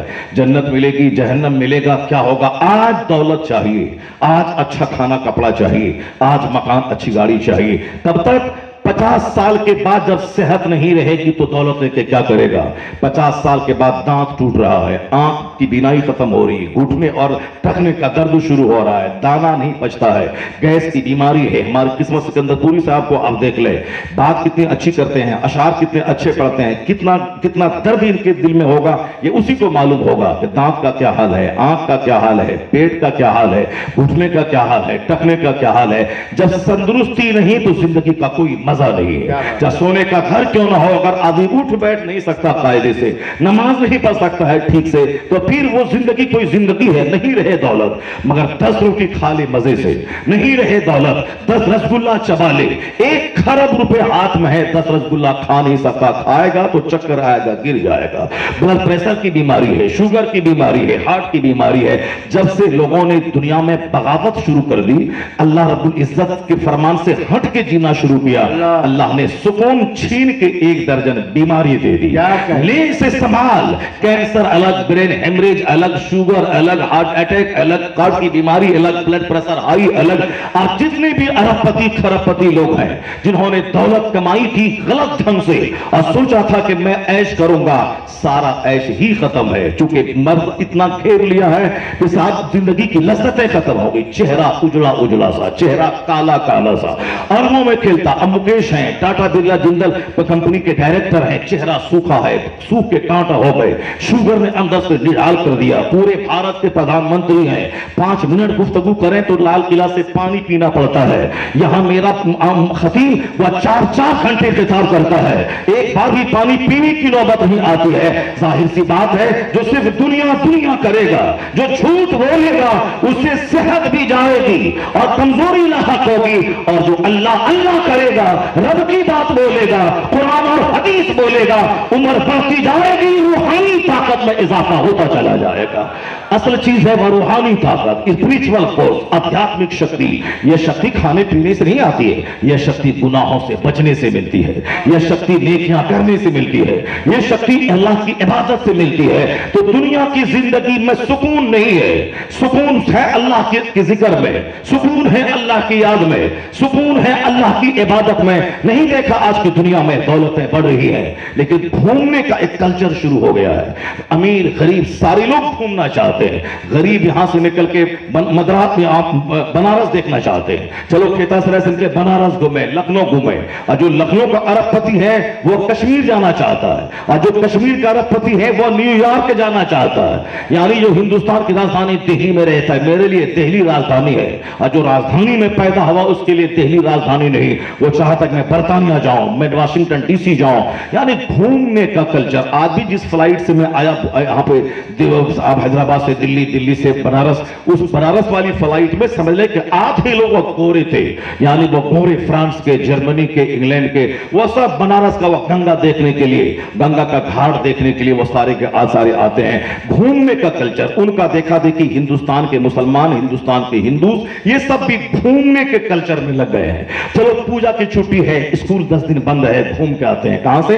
اجمیر سے گھوم کے آتے ہیں. اجمیر فیض کے لیے نہیں جانا ہے بلکہ ایک ہفتہ ریلیکس ہونے کے لیے جانا ہے. گھومنے کا کلچر. مگر گھومنے کے بعد سکون اگر مل جائے تب نہ، یہ سکون کے لیے ہی جاتا ہے. مگر وہاں سے لوٹنے کے بعد پھر کیا ہوتا ہے؟ 2 دن کے بعد پھر گھر میں لڑائی اور لطم اور جتم شروع ہو جاتا ہے. وہی جس عورت کی فرمائش پر وہ اس کو ڈل جھیل دیکھنے کے لے گیا تھا، وہاں ڈل جھیل میں کشتی پہ خوب آرام سے گھوما تھا. گھر آنے کے بعد کشتی چلتی ہے، لڑائی. تم نے یہ نہیں دیا، تم نے وہ نہیں دیا، تم نے وہ نہیں کیا، تم نے وہ نہیں کیا. سنڈے ہولیڈے نہیں، وہ فائٹنگ ڈے کہلاتا ہے، لڑائی کا دن کہلاتا ہے. دوسرے دن تو شوہر آئے، کھائیں پیئیں، سوئیں، صبح ہو منہ ہاتھ دھوئیں، نہائے دھوئیں، کپڑا پہنے اور آفس چل دیں. اور سنڈے کو چھٹی ہے، وہ سنڈے کا دن وہ فائٹنگ ڈے ہوتا ہے. تم ایسا کیا، تم ویسا کیا، تم ایسا نہیں کرتا ہے، فلاں نے اپنی بیوی کو یہ دیا، تم نے نہیں دیا، تمہارے پاس آ کر کے تمہیں فقیر ہو گئی، کنگال ہو گئی. وہاں باہر ڈل جھیل میں کشتی چلا رہے اور گھر میں کشتی لڑ رہے ہیں. ظاہر سی بات ہے گھر میں سکون پانے کے لیے ہی وہ سفر کیا تھا، گھوما تھا. مگر سکون نہ گھومنے میں ہے، سکون نہ مکان میں ہے. اگر سکون مکان میں ہوتا تو لتا منگیشکر جی نہیں بولتی I like to live this world, میں اس دنیا کو چھوڑنا چاہتی ہوں. جن کا کروڑوں فینز ہے، جو دنیا کے 100 سے زائد ممالک کا بھرمن کری ہو، جس کے پاس ہندوستان کی سب سے قیمتی خطے میں قیمتی گھر، خربوں روپے کا گھر موجود ہو، مگر وہ آج سے کئی ماہ پہلے مری. اس سے پہلے اینکر نے اس سے انٹرویو لیا تھا کہ شہرت آپ کے پاس، دولت آپ کے پاس، جیولری آپ کے پاس، دنیا بھر کے مارکیٹنگ میں آپ نے مارکیٹنگ کی، جس کو عیش کہتے ہیں، گھومنا پھرنا، کھانا پینا، دنیا کو دیکھنا، کروڑوں آدمی کی زبان پہ چرچا ہونا، قیمتی علاقے میں گھر ہونا، قیمتی گاڑی ہونا، وہ ساری نعمت آپ کے پاس ہے. How do you feel? کیسا محسوس کرتی ہیں آپ؟ وہ بولی کہ جو میں زندگی میں تلاش کرتی تھی وہ مجھ کو نہیں ملا. کروڑوں آدمی جس کا چرچا کرتا ہو، قیمتی گھر میں جو رہتی ہو، جو دنیا کے 100 سے زائد ممالک کا ٹور اور بھرمن کیا ہو، جس کو ہم دنیا میں عیش کہتے ہیں، اچھا کھانا، اچھا پہننا، اچھی گاڑی، اچھا مکان، اچھے شہروں کا بھرمن کرنا، اور کروڑوں آدمی مجھ کو جانے، میری ایک پہچان ہو سماج میں، وہ ساری عزتیں اس کے پاس موجود تھی. مگر وہ کہتی ہے کہ جو میں ڈھونڈنا چاہتی تھی زندگی میں وہ مجھ کو نہیں ملا. جس کو پردھان منتری پارلیمنٹ میں بلا کے دیش بھکتی کے گیت جس سے سنے، اور جس کا گانا ہندوستان کا کروڑوں آدمی ریڈیو اور ٹیلی ویژن میں سنے، جن کے کروڑوں فینز موجود ہیں، بمبئی کے پوش علاقے میں سمندر کے کنارے جن کا گھر موجود ہو، جس کا ایک پاؤں کبھی لندن کبھی نیو یارک میں رہتا ہو، پھر اس کو کیا پریشانی ہے؟ مگر وہ کہتی ہے کہ اب ایک ہی تمنا ہے کہ جلدی سے میں مر جاؤں، میں دنیا کو چھوڑ جاؤں. ایک ہوتا ہے I like to live in this world. Live L-I-V-E, live منے رہنا. میں چاہتی ہوں کہ میں دنیا میں رہوں، میں زیادہ زندہ رہوں. جیسے بہت سارے لوگ مرتے وقت کہتے ہیں کہ میں مروں نہیں، ڈاکٹر مجھ کو اچھا کر دو، میں بھی زندہ رہنا چاہتا ہوں، میں زندہ رہنا چاہتی ہوں. لیکن ایک ہوتا ہے L-E-A-V-E, leave. Leave منے چھوڑنا. میں دنیا کو چھوڑنا چاہتی ہوں، میں دنیا سے جانا چاہتی ہوں. لتا منگیشکر جی کہتی ہیں کہ I like to leave this world. میں اس دنیا کو چھوڑنا چاہتی تھا. بھائی کہا سکون نہیں ہے، میں نے جو چاہا تھا وہ مجھ کو نہیں ملا. وہ کیا چاہی تھی؟ سکون قلب ڈھونڈ رہی تھی، وہ اطمینان قلب بھی تلاش کر رہی تھی. گانے ہیں، فلمیں ہیں، گھر ہے، گاڑیاں ہیں، فینس ہیں، مگر سکون قلب نہیں ہے. تو میں تم سے کہتا ہوں کہ تم جو نمازیں چھوڑ کے ایک مکان بنانا چاہتا ہے، تو جن کے پاس کروڑوں کا گھر ہے، جب ان کو سکون نہیں ملا تو تجھ کو ایک 50 کمرے کا گھر بنانے کے بعد کیا سکون ملے گا؟ جن کے پاس سینکڑوں کروڑ کی کار ہے اس کو سکون نہیں ملا تو تو 4-10 لاکھ کی کار جھوٹ بول کے حرام طریقے سے سود کھا کر کے خریدنے میں کیا سکون تجھ کو ملے گا؟ تو جو نماز روزہ حج و زکات چھوڑ کے چاہتا ہے دولت مند بن جاؤ، جن کے پاس 50 کھرب کی فیکٹری ہے اس کو سکون نہیں ہے تو تو 4-10 دکان بنا کے کیا سکون حاصل کرے گا؟ تو دل کا سکون نہ مکیش کے پاس ہے، نہ जो बाइडन के पास है, न लता मंगेशकर के पास है, न किसी बड़े खरबपति के पास है। क्यों? इसलिए कि सुकून का संबंध न फैक्ट्री से है, न मकान से है, न सोफा से है, न गद्दा से है, न कीमती कार से है, न जवाहिरात से है। सुकून का सीधा संबंध दिल से है। और दिल की खुराक न अरबों में खेलना है। अला बिज़िक्रिल्लाह तत्मइन्नुल कुलूब, जानने के दिलों को आराम तो अल्लाह की याद में मिलता है, अल्लाह के जिक्र में मिलता है। जब जिस घर में इबादत न हो, तिलावत न हो, जहां 24 घंटे कॉमेडी और कहता और गाने हो, उस घर में रहने को जी नहीं चाहता। और जहां इबादत है, जहां तिलावत है, जहां जिक्र इलाही है, जहां लाखों दुरूद और सलाम है, उनका घर जन्नत का मजा देता है। और अगर याद इलाही दिल में हो तो किराए के घर में भी बादशाहों जैसा सुकून अल्लाह अता फरमा दे। नारे तकबीर, नारे रिसालत, जश्न ईद मिलादुन नबी। सुकून को हज़रत अल्लामा लाखनी शहरियार साहब क़िबला, सुकून अल्लाह ने अपनी याद में रखा है, सुकून अल्लाह ने अपने जिक्र में रखा है। वरना खरबों का घर है, अब घूमने का क्या मतलब है? किराए के घर में दिल्ली में रहना, किराए के होटल में रहना, यहाँ अपना अरबों का घर है, टाइल्स, मार्बल, ग्रेनाइट, साफ इंटीरियर डेकोरेशन से सजा हुआ 5 स्टार होटल की तरह अपना घर है। फिर भी घर छोड़ के बाहर घूमने का क्या मतलब है?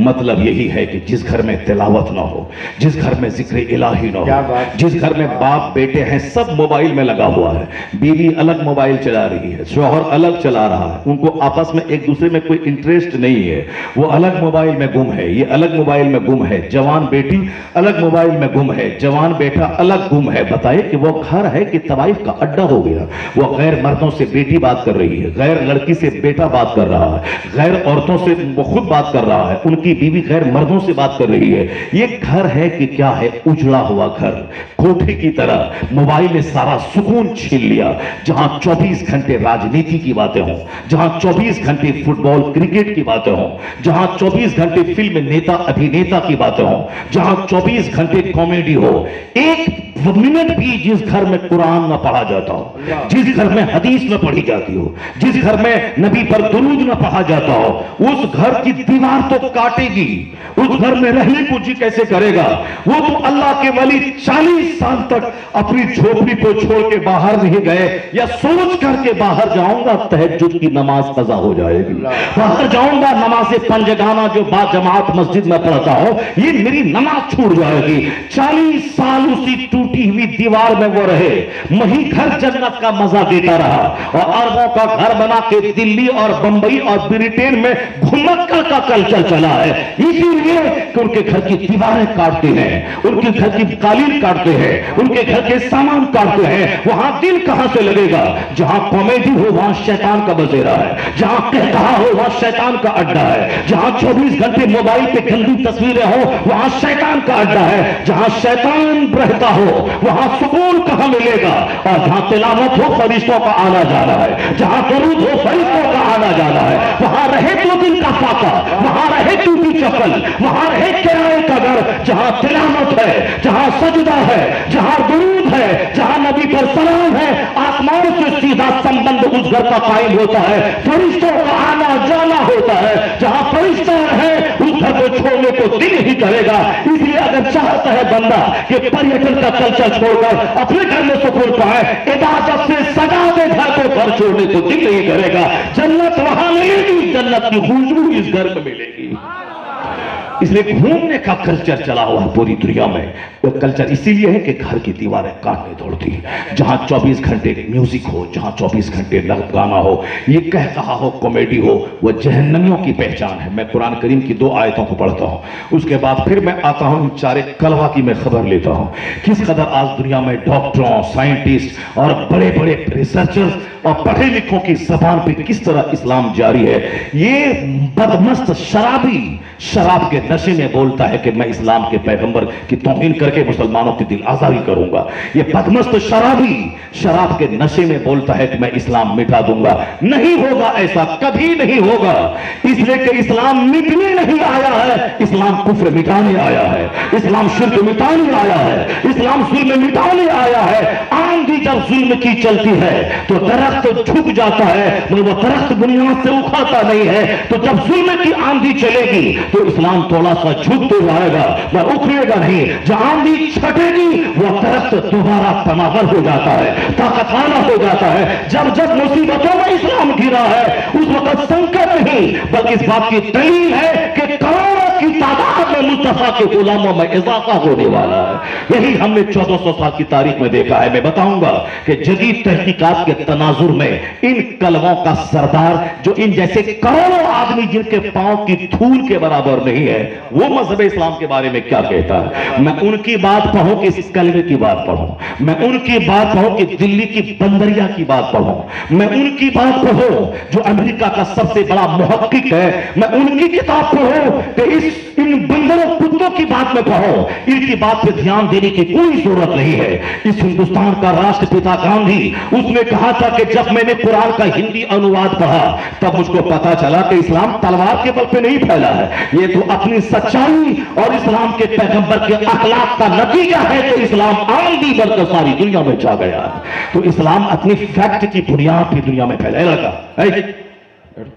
وہ تو بوڑھا آدمی ہے, دونوں بیچارہ 5-3 گھنٹے سے بیٹھا ہوا ہے. وہ بیچارہ ایک کے لیے وہ جا رہا ہے, اس کا گردہ اور مثانہ کمزور ہے, ظاہر سی بات ہے وہ جا رہے ہیں, وہ بوڑھے آدمی ہیں, بوڑھے کے لیے معاف ہے. لیکن جوان اٹھے گا تو بہت غصہ ہم کو آتا ہے. تو ابھی دیوار میں مارے گا فائٹ تو دیوار ٹوٹ جائے گی. اتنی طاقت ہونی چاہیے جوان کو, مگر موبائل اور گٹکا نے تجھ کو اندر سے اتنا کھوکھلا کیا یہ ہمارے ضعیف کے سامنے تو ٹک نہیں پائے گا. تیرا گال چپکا ہوا رہتا ہے, تیرا بدن ہلتا رہتا ہے, تو ڈولتا رہتا ہے. کیوں؟ گٹکا نے تیری ساری طاقت کو چھین لیا. موبائل چلانے کی غلط عادت نے تیری اندر کی ساری انرجی کو کھوکھلا کر دیا. تیرا گردہ تیرا مثانہ کمزور ہو جائے گا اگر تو سگریٹ پیے گا, گٹکا کھائے گا, کھینی کھائے گا, بیڑی پیے گا. یہ غیر ضروری چیزیں ہیں, چھوڑ دے اس کو. آج اگر منہ میں چاہتا ہے کہ بدبو نہ ہو خوشبو ہو تو گٹکا چھوڑ دے. گٹکا کھانا حرام نہیں ہے, میں نہیں کہتا حرام ہے, لیکن اس میں اتنے مضر اثرات اس کے ہیں کہ کینسر اس سے جڑا ہوا ہے, دانت کا کینسر, لیور کا کینسر اس سے جڑا ہوا ہے. اور پھر تم روٹی کھاؤ تم گٹکا کیوں کھاتا ہے, تم چاول کھاؤ تم سگریٹ کیوں پیتا ہے, سنترا کھاؤ, انار کھاؤ, کشمش کھاؤ, کاجو کھاؤ. میں تو کہتا ہوں اپنے بیگ میں تم تھوڑا اخروٹ رکھ لو, پستہ رکھ لو, بادام رکھ لو, کاجو رکھ لو, کشمش رکھ لو. جہاں من چلے کچھ کھانے کی تو کاجو کھا لو, من چلے تو اخروٹ کھا لو, اس سے انرجی ملے گی. بادام کھائے گا تو دماغ بڑھے گا, اور گٹکا کھائے گا تو پاگل ہو جائے گا. گٹکا کھائے گا پاگل ہو جائے گا. سگریٹ پیے گا تو دمہ کی بیماری ہوگی, سانس تیز تیز چلے گی, دم پھولنے لگے گا تو 10 قدم چل نہیں پائے گا. بیڑی پیے گا تو منہ سے بدبو آئے گی اور سانس پھولنے کی بیماری ہوگی. ایک بہت بڑے عالم ہیں بنارس میں نے ان سے پوچھا کہ حضور آپ پان کیوں نہیں کھاتے, جبکہ پان کھانا چاہیے, پان کھانے میں بدبو بھی نہیں ہے, اس میں تمباکو ہے. زردہ مت کھائیں آپ, زردہ کے بغیر آپ پان کھائیں. بزرگوں نے پان کھایا ہے. اس نے کہا کہ مولانا جو 10 منٹ تک پان چبا کے تھوک پھینکوں گا اتنی دیر میں 10 بار درود پڑھ لوں گا. کیا سوچ ہے, اسلامی سوچ ہے, کیا سوچ ہے ماشاءاللہ.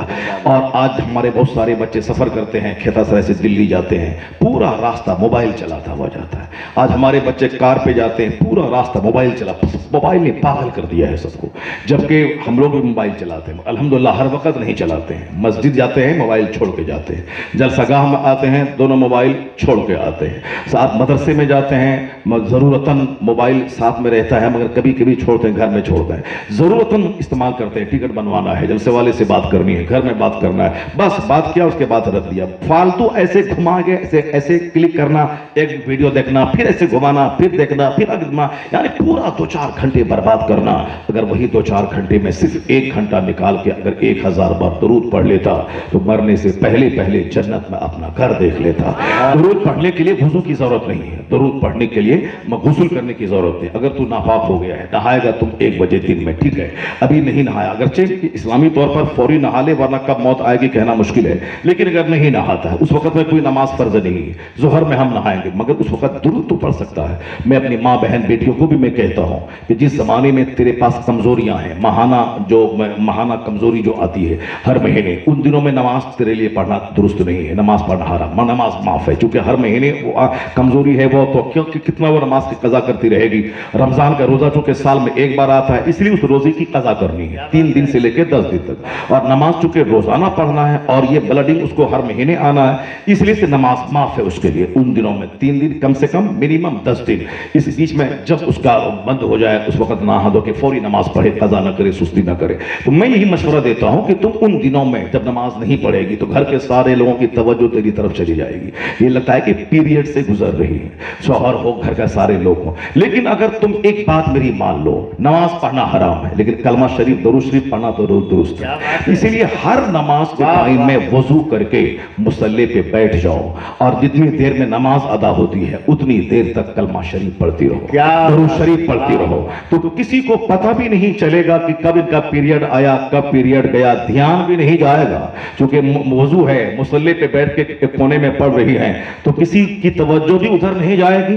اور دوسری بات یہ ہوگی کہ نماز پڑھنے کی عادت لگی رہے گی، ورنہ یہ اتنی سست ہیں کہ یہ تو چاہتی ہیں کہ پیریڈ ہر پورے مہینے جاری رہے تاکہ اسی کے بہانے میں نماز نہیں پڑھنا پڑے، اور سست ہو جاتی ہے، وہ کاہل ہو جاتی ہے۔ ان دنوں میں ان کو اچھا ملتا ہے، ورنہ کون وضو کرے کڑاکے کی سردی میں نماز پڑھے، کون فجر کے ٹائم میں اٹھے اور کڑاکے کی سردی میں نہا دھو کے نماز پڑھے۔ وہ پیریڈ کے دنوں میں خوب سوتی ہے آرام سے، تاکہ اب گھر والا کوئی بول بھی نہیں سکتا ہے نماز کیوں نہیں پڑھتی، ارے کیا کروں ابھی میں پیریڈ سے ہوں، میں نماز نہیں پڑھتا ہوں۔ اس کا بہتر طریقہ وہی ہے، ان دنوں میں اتنی دیر تک وضو کر کے مصلی پہ بیٹھ کے درود پڑھتی رہیں، سلام پڑھتی رہیں، کلمہ شریف پڑھتی رہیں، تو پھر کیا ہوگا، کروڑوں نیکیاں بھی مل جائیں گی اور نماز پڑھنے کی مشق بھی برقرار رہے گی۔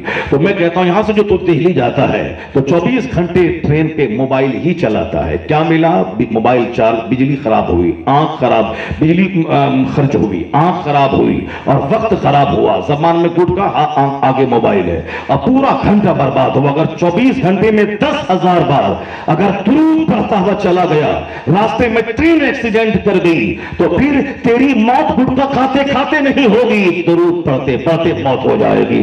وہ موت قابل رشک ہے جو درود اور کلمہ پڑھتے پڑھتے آ جائے، اور اگر منہ میں گٹکا رہا، ٹرین ایکسیڈنٹ کر گئی تو تھوک پھینکے گا کہ کلمہ پڑھے گا، اسی بیچ میں ملکل موت آ جائیں گے، روح قبض ہو جائے گی۔ پان کی پھرکی پھینکنے کی مہلت فرشتہ نہیں دے گا، منہ کا تھوک پھینکنے کی مہلت فرشتہ نہیں دے گا۔ اس لیے ہر وقت زبان کو ذکر الہی سے تر رکھو کہ جس وقت موت آنی ہے آ جائے، اور جب موت آتے وقت زبان پہ کلمہ درود رہا تو دخل الجنہ، گناہوں کی بنیاد کٹ جائے گی، سیدھے جنت میں داخل ہو جائے گا۔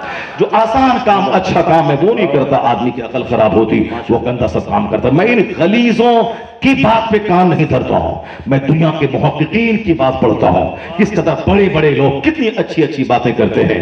میں نے کہا کہ روئے زمین کا سب سے نفیس ترین انسان محمد عربی، ان جیسا کوئی عابد نہیں، ان جیسا کوئی زاہد نہیں، جو جی بھر کے اچھا لباس زندگی میں نہ پہنا ہو، جو جی بھر کے کھانا لگاتار 2 دن تک نہ کھایا ہو، جو جی بھر کے سویا نہیں ہو۔ نبوت کے اعلان سے پہلے بھی خدمت خلق میں زندگی لگی تھی، سودا سلف لا کے پڑوسی کو دینا ہے، کسی کی بکری دودھ دینی ہے، کوئی گھر میں نہیں ہے تو ان کے گھر کا سامان خرید کے بازار سے لا کے دینا ہے۔ یہی زندگی تھی مصطفیٰ کی نبوت کے اعلان سے پہلے۔ غور و فکر کرنا ہے، ان زناکاروں کے بیچ میں نہ کبھی آپ کی آنکھ بہکی، نہ زبان بہکی، نہ پاؤں بہکا، نہ ہاتھ بہکا۔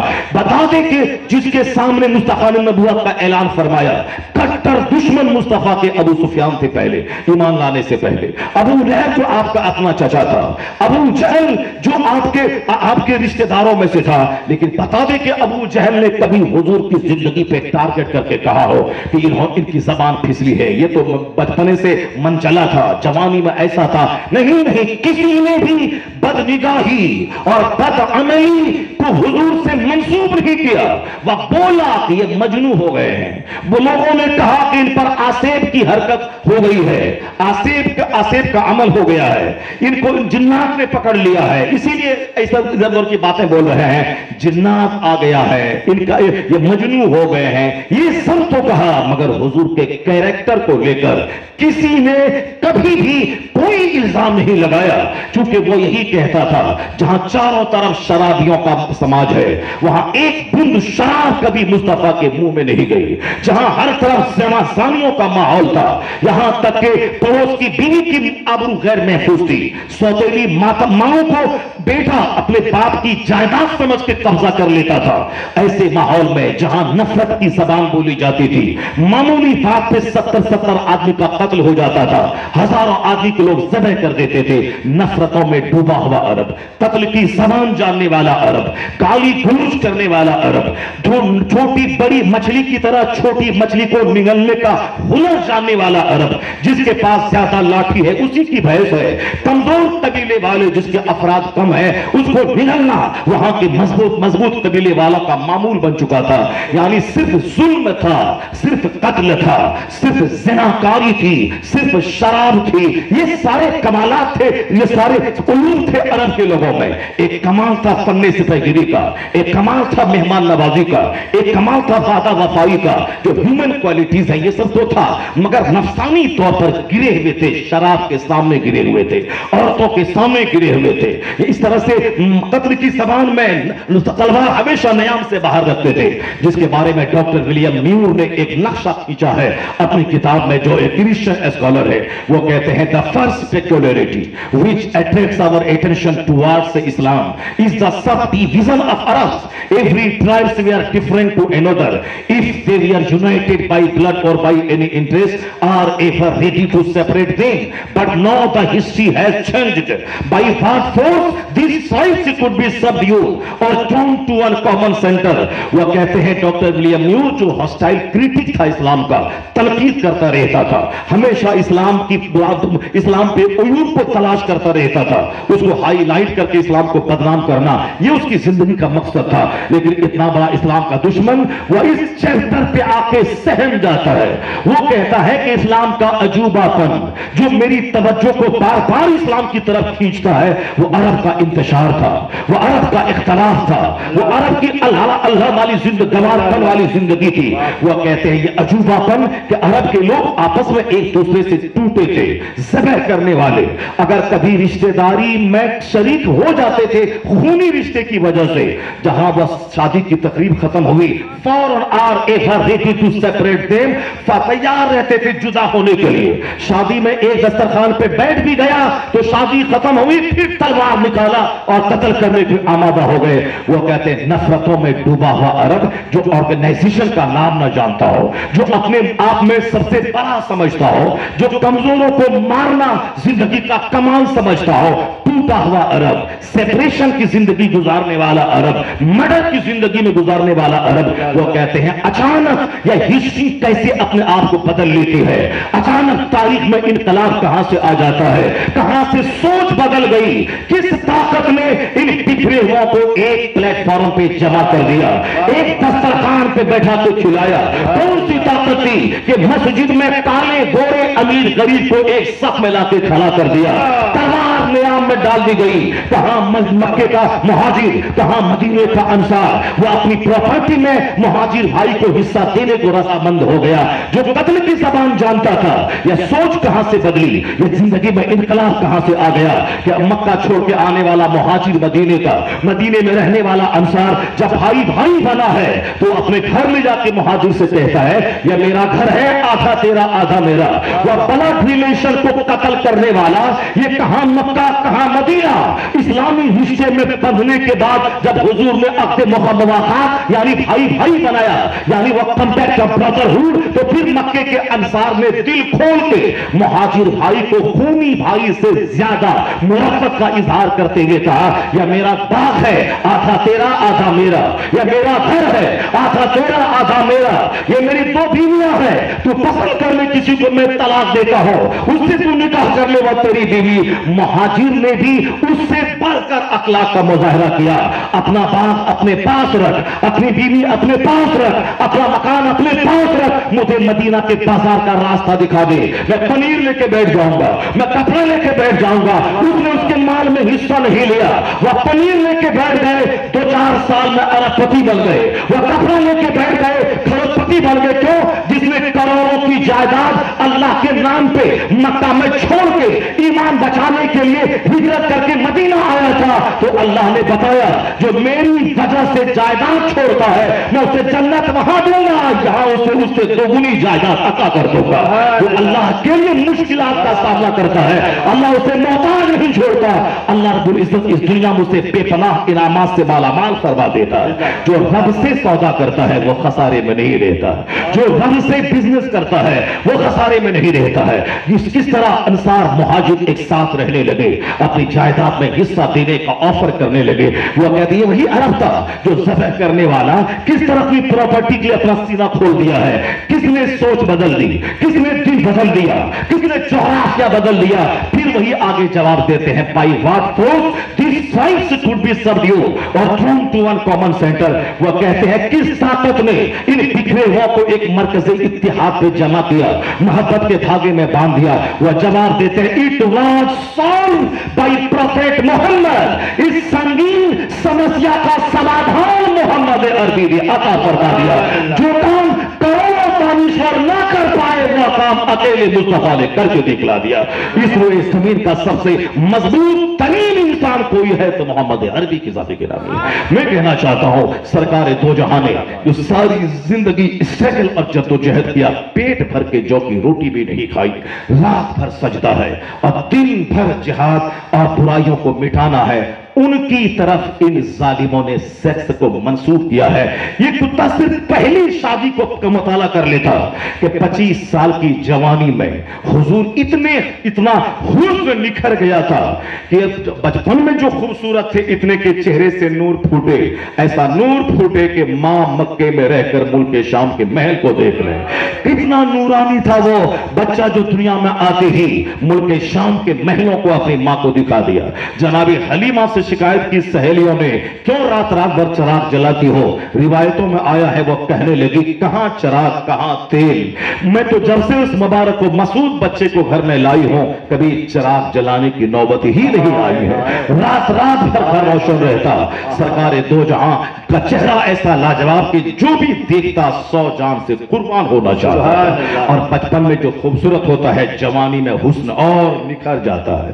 25 سال کی جوانی کو جب مصطفیٰ پہنچے ہیں حسن کیسا ہے ہم نے دیکھا نہیں، آپ نے دیکھا نہیں، البتہ سامنے ترمذی موجود ہے، بخاری شریف موجود ہے۔ تو جو لوگ حضور کے محفل میں مصطفیٰ کے دیدار کیا تھا اور 10 20 40 سال تک مصطفیٰ کو دیکھا تھا ان کا اسٹیٹمنٹ سنیے۔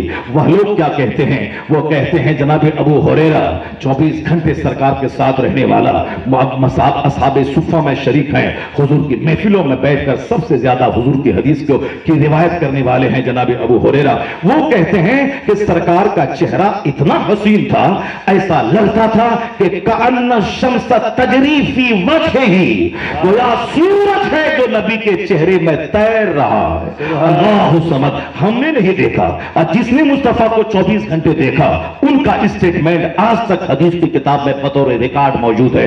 وہ کہتے ہیں چہرہ ایسا تھا جیسے کہ کوئی سورج نبی کے چہرے میں تیر رہا ہو۔ وہی جناب ابو ہریرہ کہتے ہیں حضور کے جسم کی ساخت ایسی تھی، اسٹرکچر اتنا خوبصورت تھا کہ ایسا لگتا تھا کہ کسی چاندی کو ڈھال دیا گیا ہو۔ اللہ صمد۔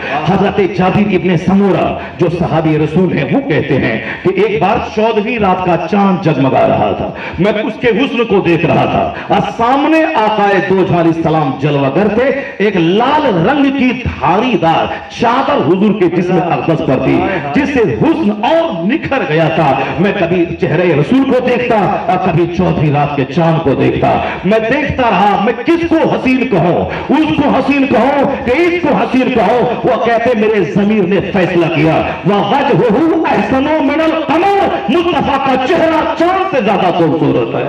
جو حضور کی محفل میں بیٹھا جس نے مصطفیٰ کو دیکھا، یہ کلوہ اپنا چہرہ آئینے میں دیکھ لیتا تو سور کی چمڑی کی طرح جس کا چہرہ ہو، جو ابھی تازہ نبی کی گستاخی کرنے کے لیے میدان میں آیا ہے، ساؤتھ انڈیا کا جو وہاں کا MLA کہلاتا ہے ٹی راجا، اپنا ان کا چہرہ دیکھیں تو ایسا لگتا ہے جیسے کسی لوہے کو آگ سے نکال دیا گیا ہو اور اس پر صاف کالک جمی ہو، یعنی ایسا کالا چہرہ۔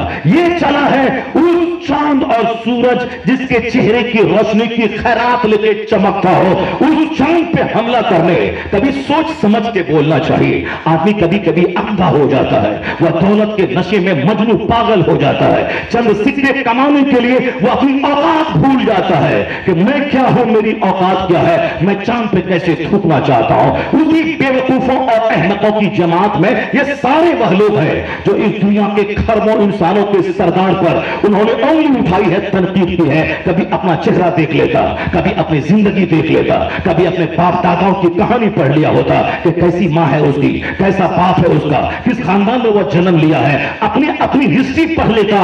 उसे शर्म आती जो दुनिया का सबसे नफीस तरीन खित्ते में पैदा हुआ, वो दुनिया का सबसे मजबूत खानदान में पैदा हुआ, न जिसकी माँ का जवाब है, न जिसके बाप का जवाब है, न जिसके चचा का जवाब है, न जिसके दादा का जवाब है। अल्लाह ने अपने महबूब के लिए दुनिया के सबसे बेहतरीन खित्ते अरब का इंतखाब फरमाया। सबसे बेहतरीन खानदान अल्लाह ने अपने महबूब के लिए खानदान कुरैश का इंतजाम फरमाया। खानदान कुरैश में सबसे बेहतरीन कबीला कबीले बनु हाशिम का इंतजाम फरमाया। मालूम है मक्का को आबाद करने में कितने दिनों से उसकी तैयारी हुई।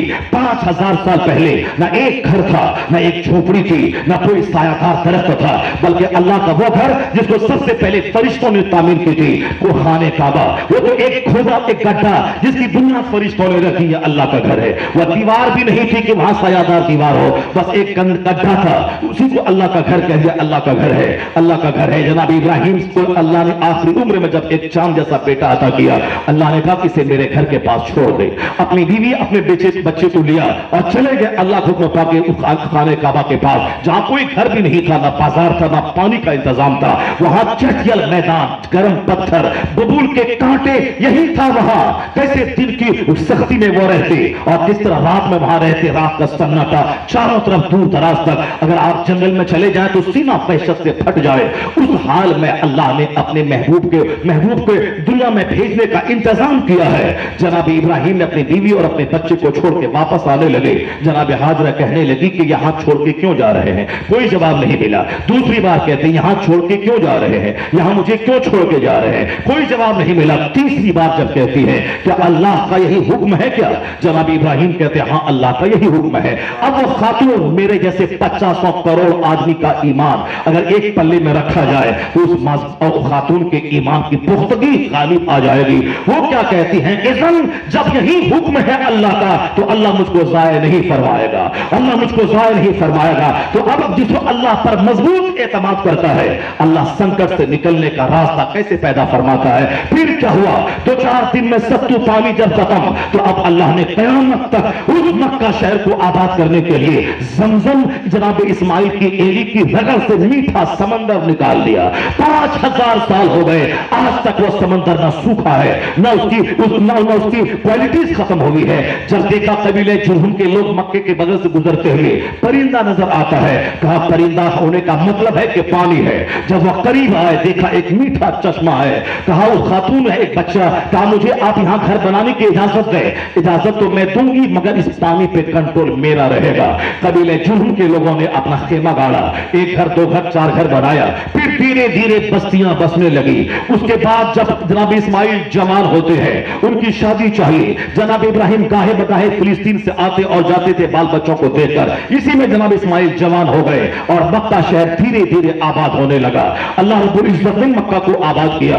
जनाब इस्माइल की शादी हुई। जनाब इब्राहिम जब वापस आए तो देखा कि एक खातून है, कहा इस्माइल कहां है? कहा इस्माइल शिकार को गए। बुखारी की एक लंबी हदीस जो कि हमारी जिंदगी के मामला से रिलेटेड है, इसलिए मैं आपके सामने पेश कर रहा हूं। जनाब इस्माइल घर पे नहीं थे, बाहर गए थे। जनाब इब्राहिम ने पूछा इस्माइल कहा? वो शिकार को गए हैं। कहा कैसे गुजर बसर होता है? कहा बड़ी तंगियों से गुजर बसर होता है, बड़ी परेशानी के दिन है। जनाब इब्राहिम ने कहा जब इस्माइल आ जाए तो मेरा सलाम कह देना और कह देना कि गय्यर उत्बदा बाबी, अपने घर के दरवाजे की चौखट को बदल दे। जब इस्माइल शिकार से वापस आए, खातून ने कहा कि एक बूढ़ा शख्स आया था और उसने ऐसा पूछा, मैंने ये जवाब दिया, वो सलाम कहे या घर की चौखट बदलने को बोले हैं। जनाब इस्माइल बड़े बाप का बड़ा बेटा जो कुर्बानियों से गुजरे हैं, आजमाइशों से गुजर के निखर गए हैं। अल्लाह को अपने महबूब को पैदा करना है मक्का में, और जिस खानदान में पैदा करना है और जिस नस्ल سے بھیجنا ہے، کس قدر اس نسل کو مضبوط کر رہا ہے میرا خدا۔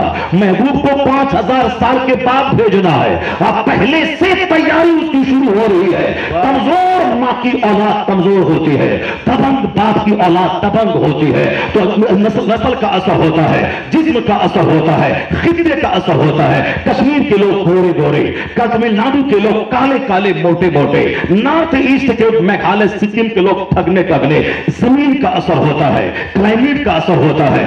ہندوستان میں ہی کشمیر بھی ہے، ہندوستان میں تلنگانہ بھی ہے، ہندوستان میں تمل ناڈو بھی ہے، ہندوستان اتر پردیش اور بہار بھی ہے، ہندوستان میں ہی سکم میگھالیہ اور نارتھ ایسٹ کے 2-4-5 اسٹیٹس میں تریپورہ بھی ہے، مگر ہر علاقے کی بولی الگ، ہر علاقے کے لوگوں کا ڈھانچہ الگ، جیسی زمین ہوتی ہے ویسا ڈھانچہ ہوتا ہے۔ کشمیر کے لوگ جو لمبے لمبے گھوڑے گھوڑے، ناک لمبی چہرہ گھوڑا، جیسے کہ چہرہ بالکل سیب کے چمڑے کی طرح لگتا ہو۔ تمل ناڈو کے لوگ کالے کالے موٹے موٹے ٹھگنے ٹھگنے، اور سب نارتھ ایسٹ کے لوگ جاپان اور چائنا سے ملتا ہوا کلچر، چونکہ ایریا وہی ہے، ادھر نارتھ ایسٹ ہے ادھر چائنا ہے، اس لیے ان دونوں کا کلچر وہی کہ ٹھگنے ٹھگنے، ناک چپٹی ہے آنکھیں چھوٹی چھوٹی ہے۔ اس طرح زمین کا اثر ہوتا ہے۔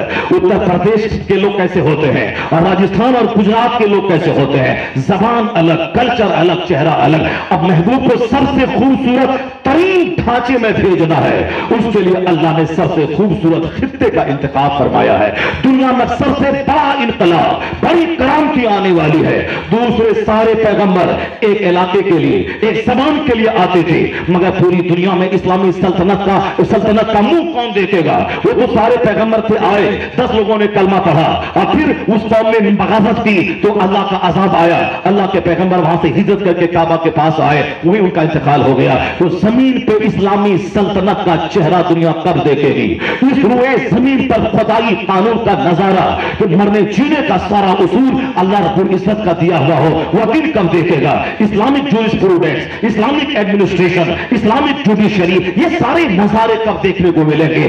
یہ سب کچھ اللہ نے اپنے محبوب کے ہاتھوں کرنا طے کیا تھا کہ اس طرح کا اللہ کے محبوب آخر میں دنیا میں آئیں گے، اس کے بعد کوئی پیغمبر نہیں آئے گا۔ دنیا میں اسلامک ایڈمنسٹریشن کا منہ دنیا دیکھے گی، اسلامک جمہوریت، اسلامک ایڈمنسٹریشن، اسلامی نظام عدل، یہ سب کچھ قائم ہوگا۔ اسلام مسجد تک محدود نہیں رہے گا، اسلام مسجد سے باہر نکل کر بازار کا ضابطہ اسلامی ہوگا، میدان جنگ کا اصول اسلامی ہوگا۔ تو آج حضور کے ہاتھوں سب کچھ ہونا تھا، یعنی ایران کا فتح، ایران کی فتح حضور کے ہاتھوں، روم کی فتح حضور کے ہاتھوں، ہندوستان میں اسلام کی بہار ہے حضور کے ہاتھوں، دنیا میں ایک آدھی دنیا پہ اسلامی سلطنت کا قائم ہونا حضور کے ہاتھوں، تمام کافروں کے غرور کا توڑا جانا، قیصر و کسریٰ کے غرور کو توڑنا، یہ سارا کام حضور کے ہاتھوں ہونا تھا۔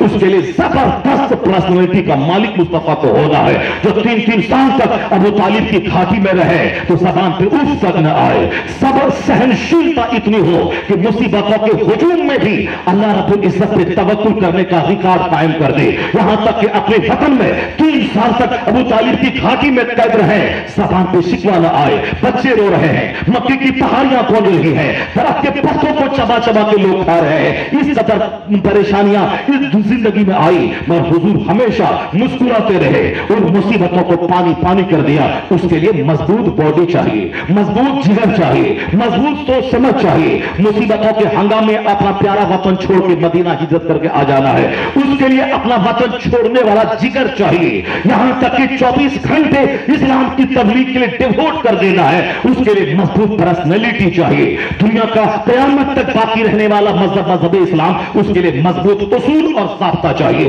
یہ سارا ضابطہ جس کے ہاتھوں دنیا کو ملنا ہے، اس کی سوچ کتنی بلند ہوگی، اس کا علم کتنا پختہ ہوگا، اس کا برین کتنا ہائی ہوگا، اس کا دل کتنا مضبوط ہوگا، اس کی پرسنالٹی کتنی مضبوط ہوگی۔ اس کے لیے خاندان مضبوط چاہیے، زمین مضبوط چاہیے، ملک مضبوط چاہیے، خطہ مضبوط چاہیے۔ تو روئے زمین کا سب سے بہترین خطہ خطہ ملک عرب کا، ملک عرب کا بہترین خطہ حجاز کا، مکہ مدینہ کا، اور تمام خاندانوں میں سب سے بہترین خاندان قریش، وہ قریش کے خاندان کی بنیاد جناب اسماعیل نے رکھی ہے۔ تو کہا دروازے کو میرے باپ تھے جس نے کہا ہے کہ دروازے کی چوکھٹ بدل دے، چوکھٹ بدل دے، یعنی بیوی کو طلاق دے دے۔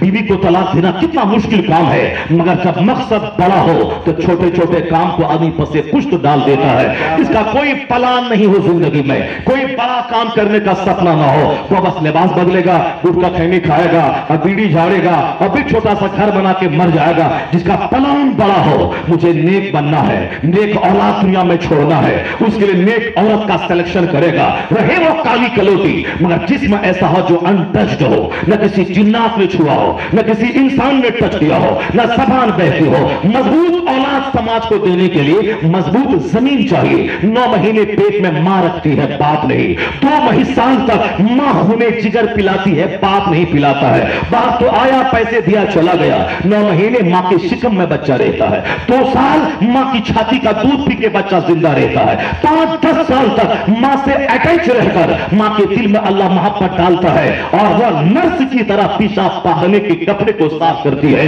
اور ماں اس بچے کو پالتی ہے، باپ نہیں پالتا ہے۔ ایک دن اگر باپ بچے کو رکھے تو وہ بچے کو چھوڑ کے گھر سے بھاگ جائے گا، لیکن جب بالکل سجا سورا ہوا بچہ گود میں اس کی ماں دیتی ہے تب اسے وہ چومتا چاٹتا ہے، لیکن جہاں پیشاب کرے پکڑو جی اس کو دے دیا، تو تم تو بولا پکڑو جی، اب وہ کس کو بولے گی پکڑو جی، اس کو تو سہنا ہے، پیشاب کرے پاخا نہ کرے۔ اس لیے وہ زمین جس سے فصل پیدا ہوتی ہے وہ زمین زبردست ہونا چاہیے۔ تم نے ناک دیکھا، تم نے چہرہ دیکھا، ہائٹ ہے 6 فٹ، ناک لمبی ہے، نہیں دیکھا کہ شادی 18 سال میں ہونی تھی، 38 سال میں شادی ہو رہی ہے، یا 20 سال شادی کی گاڑی لیٹ چل رہی ہے، کوچنگ سینٹر میں اس کے ساتھ کیا ہوا تم نے نہیں دیکھا، اسکول میں کے ساتھ کیا ہوا نہیں دیکھا، یا اکیلی لکھنؤ جاتی آتی ہے اپنے فرینڈ سے نوٹ سے لیتی ہے تو تم نے اس کو نہیں دیکھا۔ ناک لمبی ہے، چہرہ گورا ہے، آنکھ بڑی ہے، اسٹرکچر اچھا ہے، چلو میری طرف سے اوکے ہے، ڈی لیٹ کیا کہ نہیں کیا، جی کیا کہ نہیں کیا، نیٹ نکالی کہ نہیں نکالی، یہ پوچھا اوکے کر دیا،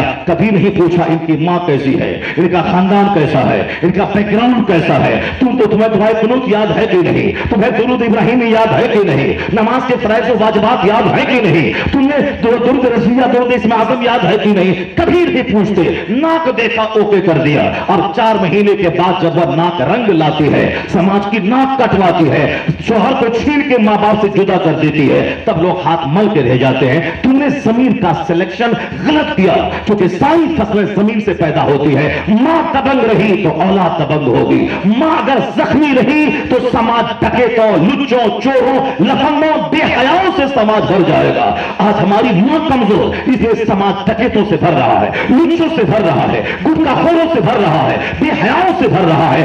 اللہ کو اپنے مضبوط محبوب کو دنیا میں بھیجنا تھا، وہ کمزور خاتون جو کہتی ہے کہ تنگی سے گزر بسر ہو رہا ہے، کیا اس کے پیٹ سے مصطفیٰ پیدا ہوں گے؟ نہیں، جناب ابراہیم نے کہا اس جناب چوکر کو بدل دے، جناب اسماعیل نے طلاق دے دی، طلاق دیا۔ طلاق دینا مشکل کام تھا مگر اللہ کے لیے طلاق دے دیا، چونکہ ایک زبردست خاندان کی بنیاد عورت پر ڈیپینڈ ہے، طلاق دے دی۔ دوسرے خاندان کے سردار کی بیٹی سے نکاح کیا۔ جب پھر کئی مہینے کے بعد جناب ابراہیم آئے، پھر اسماعیل گھر پہ نہیں تھے، اسماعیل تو باہر گئے ہیں، کیسے گزر بسر ہو رہا ہے؟ تو اب دیکھیں ایک نیک خاتون کی زبان پہ کیا جملہ ہونا چاہیے، وہ کہتی ہے ہر حال میں اللہ کا شکر ہے، ہر حال میں اللہ کا شکر ہے، بڑے اچھے سے دن گزر رہے ہیں، اللہ کا کروڑوں احسان ہے۔ جناب ابراہیم خوش ہو گئے، کہا جب اسماعیل آئے میرا سلام کہتے نا، اور کہتے نا ثبت عقبہ بابی، اپنے دروازے کی چوکھٹ کو قائم دائم رکھے، اس کو اجڑنے نہ دے۔ تو جو عورت اس قدر جگر والی ہو کہ ہر حال میں اللہ کا شکر ہے،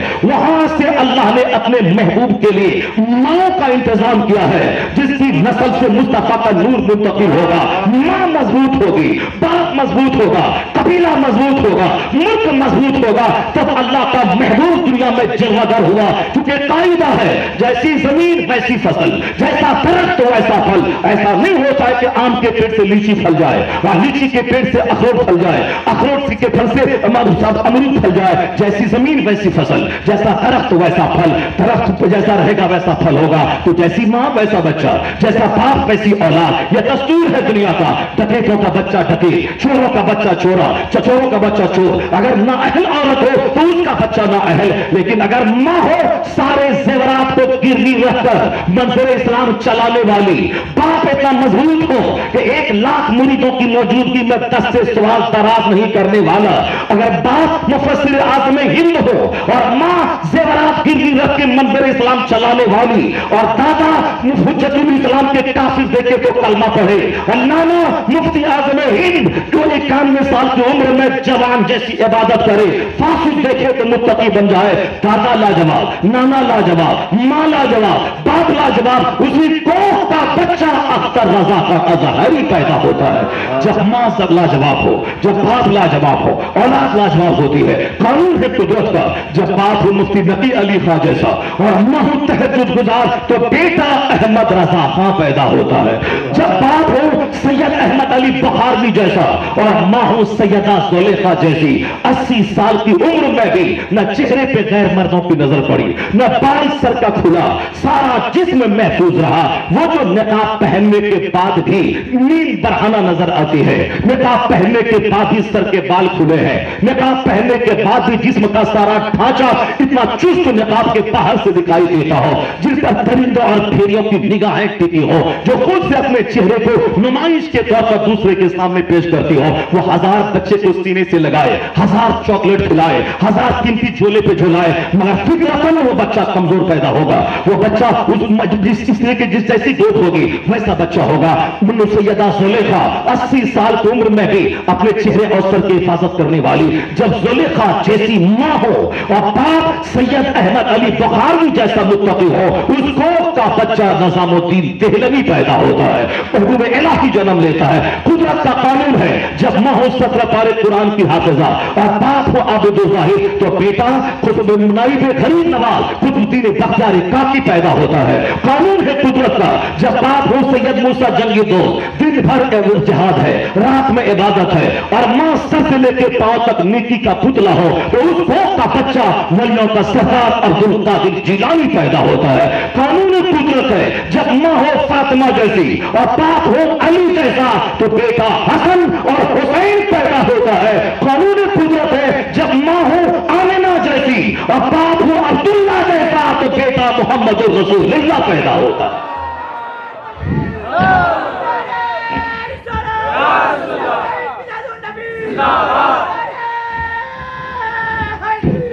اس دنیا میں ایسا نہیں ہوتا ہے کہ میں پڑھنے کے زمانے میں میں گھومتا رہوں، صرف ٹوپی اور چپل اور جبے پہ دھیان دو اور اچانک بہت بڑا خطیب بن جاؤں، اچانک بہت بڑا بخاری پڑھانے والا مدرس شیخ الحدیث بن جاؤں، اچانک بہت بڑا رائٹر بن جاؤں، ایسا نہیں ہوتا ہے۔ یہاں صرف استاد کا پاؤں دبانے سے کام نہیں چلتا ہے، پاؤں بھی دبایا جاتا ہے، محنت بھی کی جاتی ہے۔ جہاں 10 گھنٹے اسٹڈی ہوتی ہے اور 10 منٹ کے لیے پاؤں دبایا جاتا ہے، تب استاد کی دعا ادھر سے چلتی ہے اور 10 گھنٹے کی محنت وہاں سے آتی ہے۔ محنت اور دعا دونوں مل کر بچے کو کامیاب بنا دیتی ہے۔ یہاں ایسا نہیں ہوتا ہے کہ میں کھیت آسرا میں بیٹھ کے اللہ چاہے گا تو ہمارا بیٹا ڈی ایم بن جائے گا، اللہ چاہے گا میرا بیٹا ڈی ایم بن جائے گا۔ یہاں بات تو سچی ہے، اللہ چاہے گا تو بن جائے گا، لیکن اس کے بولنے کا طریقہ غلط ہے۔ یہ بات وہ بولے گا جو اپنے بچوں کو اچھے اسکول میں پڑھائے گا، جو اپنے بچوں کو کوچنگ سینٹر بھیجے گا، جن کا بچہ پہلے شروع میں 5 گھنٹے، پھر 10 گھنٹے، پھر اخیر میں 15 گھنٹے صرف کتاب پڑھے گا۔ اس کے بعد وہ بولے گا اللہ چاہے گا تو میرا بیٹا ڈی ایم بن جائے گا۔ اس کا بیٹا اسکول بھی نہیں جائے گا، پڑھائی بھی نہیں کرے گا، اللہ چاہے گا تو بن جائے گا۔ کھیت میں دانا بھی نہیں ڈالنا ہے، ہل بھی نہیں چلانا ہے، پانی بھی نہیں ڈالنا ہے، اللہ چاہے گا تو باسمتی چاول میرے گھر میں اگہن کے موسم میں آ جائے گا، اللہ چاہے گا تو سب ہو جائے گا۔ مگر اللہ ایسا کرتا ہے کیا کہ آم کے پیڑ میں سیب پھلا دیتا ہے؟ نہیں دیتے۔ دنیا سارا کام سسٹم سے چلتا ہے۔ بات بالکل سچ ہے کہ اللہ ہی دینے والا ہے، لیکن اللہ کا نیم بھی تو کچھ ہے، اللہ کا قانون ہے۔ اللہ کا قانون ہے کہ فَإِذَا قَضَيْتُمُ الصَّلَاةَ، جب تو نماز مکمل کر لے تو زمین پہ پھیل جاؤ، فَانْتَشِرُوا فِي الْأَرْضِ، زمین میں پھیلو، محنت کرو، مشقت کرو۔ فجر سے لے کے ظہر تک کوئی نماز فرض نہیں ہے، اس لیے فرض نہیں کہ وہ وقت ہے کمائی کرنے کا، وہ وقت ہے محنت کرنے کا، اس وقت میں کوئی نماز فرض نہیں ہے۔ فجر پر سے لے کے ظہر تک 8 گھنٹے ہیں، وہ 8 گھنٹے میں نوکری کرو، دکان پہ بیٹھو، کھیت کھلیان میں جاؤ، بزنس کرو، فیکٹری میں جاؤ۔ ایک لمبا پیریڈ میں کوئی نماز فرض نہیں ہے۔ اشراق ہے آپشنل، پڑھو ثواب نہیں پڑھو کوئی گناہ نہیں۔ چاش मस्ट है, ऑप्शनल, पढ़ो सवाब, नहीं पढ़ो कोई गुनाह नहीं, लेकिन इसलिए नहीं है उसका वो काम मेहनत करने का वक्त है, वो अबू तमीर पे फैलने का टाइम है। और फिर जोहर के बाद 3 घंटे का टाइम है, थोड़ा कैलुला करके फिर जमीन में फैल जाओ। असर से लेकर मगरिब के बीच में 2-1.5 घंटे का टाइम मिलता है, सौदा सलफ बाजार जाके बंदा खरीद ले। मगरिब के बाद 2 घंटे का टाइम मिलता है कि आदमी बाल बच्चों के साथ बैठ के दिन भर की कार्रवाई पे गौर व फिक्र करे, आखिरत की बातें अपने बाल बच्चों के सामने करे, फिर ईशा पढ़े सो जाए। या 5 टाइम का जो टाइमिंग है, लाजवाब टाइम है, इतना लाजवाब टाइम है और इस कदर जबरदस्त टेंशन को भूलने वाली चीज है यह नमाज। फर्ज आज़म तो अपनी जगह है, नमाज छोड़ना गुनाह कबीरा है। जिस तरह ज़िना करना हराम, शराब पीना हराम, सूद खाना हराम, उसी तरह नमाज छोड़ना हराम है। ऑप्शनल नहीं है, 5 टाइम पढ़ा सवाब नहीं पढ़ा कोई गुनाह नहीं है, ना ऐसा नहीं है। वो तो चाश्त अबाबीर है, पढ़े तो सवाब, नहीं पढ़े कोई गुनाह नहीं। लेकिन यह नमाज पंजगाना तो फर्ज आज़म है, सबसे बड़ा फर्ज, रोजे से बड़ा फर्ज, ज़कात से बड़ा फर्ज। क्योंकि ज़कात सब पर फर्ज नहीं है, जो साहिब माल है उस पर है। हज सब पर फर्ज नहीं है, जो साहिब इस्तिताअत है उस पर फर्ज है। मगर ये नमाज चाहे नंगा रहो, कोई मजदूर रहो, फकीर हो, अमीर गरीब, मालदार देहाती शहरी, सब पर फर्ज है।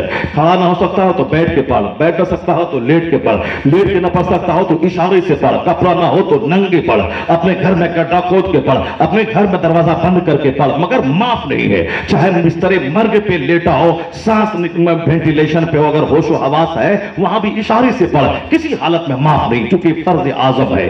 फर्ज आज़म है 50 लाख रकअत नमाज नफल कोई पढ़ ले, वो एक तरफ, फजर की 2 रकअत नमाज एक तरफ, क्योंकि ये फर्ज है, वो नफल है। कोई फर्ज को नफल कबूल नहीं होता जब तक कि फर्ज ना अदा करे। ज़कात का 100 रुपया देना फर्ज है और 1 करोड़ की मस्जिद तामीर करना नफल है, और कोई नफल कबूल नहीं होता जब तक कि बंदा फर्ज ना अदा करे। तो ज़कात फर्ज है और मस्जिद बनवाना 1 करोड़ की नफल है, और कोई नफल मुअल्लक रहता है जब तक कि बंदा फर्ज अदा करे। अपना रोजा रखना फर्ज है, 1 करोड़ आदमी को इफ्तार करवा देना यह नफल है, वह फर्ज वाजिब नहीं है। कराया तो सवाब मिलेगा, मगर अगर फर्ज छोड़ के कराया वो नेकी लटकी हुई रहेगी जब तक कि अपना फर्ज रोजा न रखे। अपना हज करना फर्ज है, अब 50 आदमी को हर साल हज करवाना यह नफल है, और कोई फर्ज कबूल नहीं होता जब कोई नफल कबूल नहीं होता फर्ज को छोड़कर। यही बंदा मेरा मिस कर जाता है, हमारे भाई मिस कर जाते हैं। कहा कि चलो बे जुलूस निकाल दिया, जन्नत मेरी पक्की है, गौसे पाक के नियाज दिलवा दिया, जन्नत मेरे लिए पक्की है।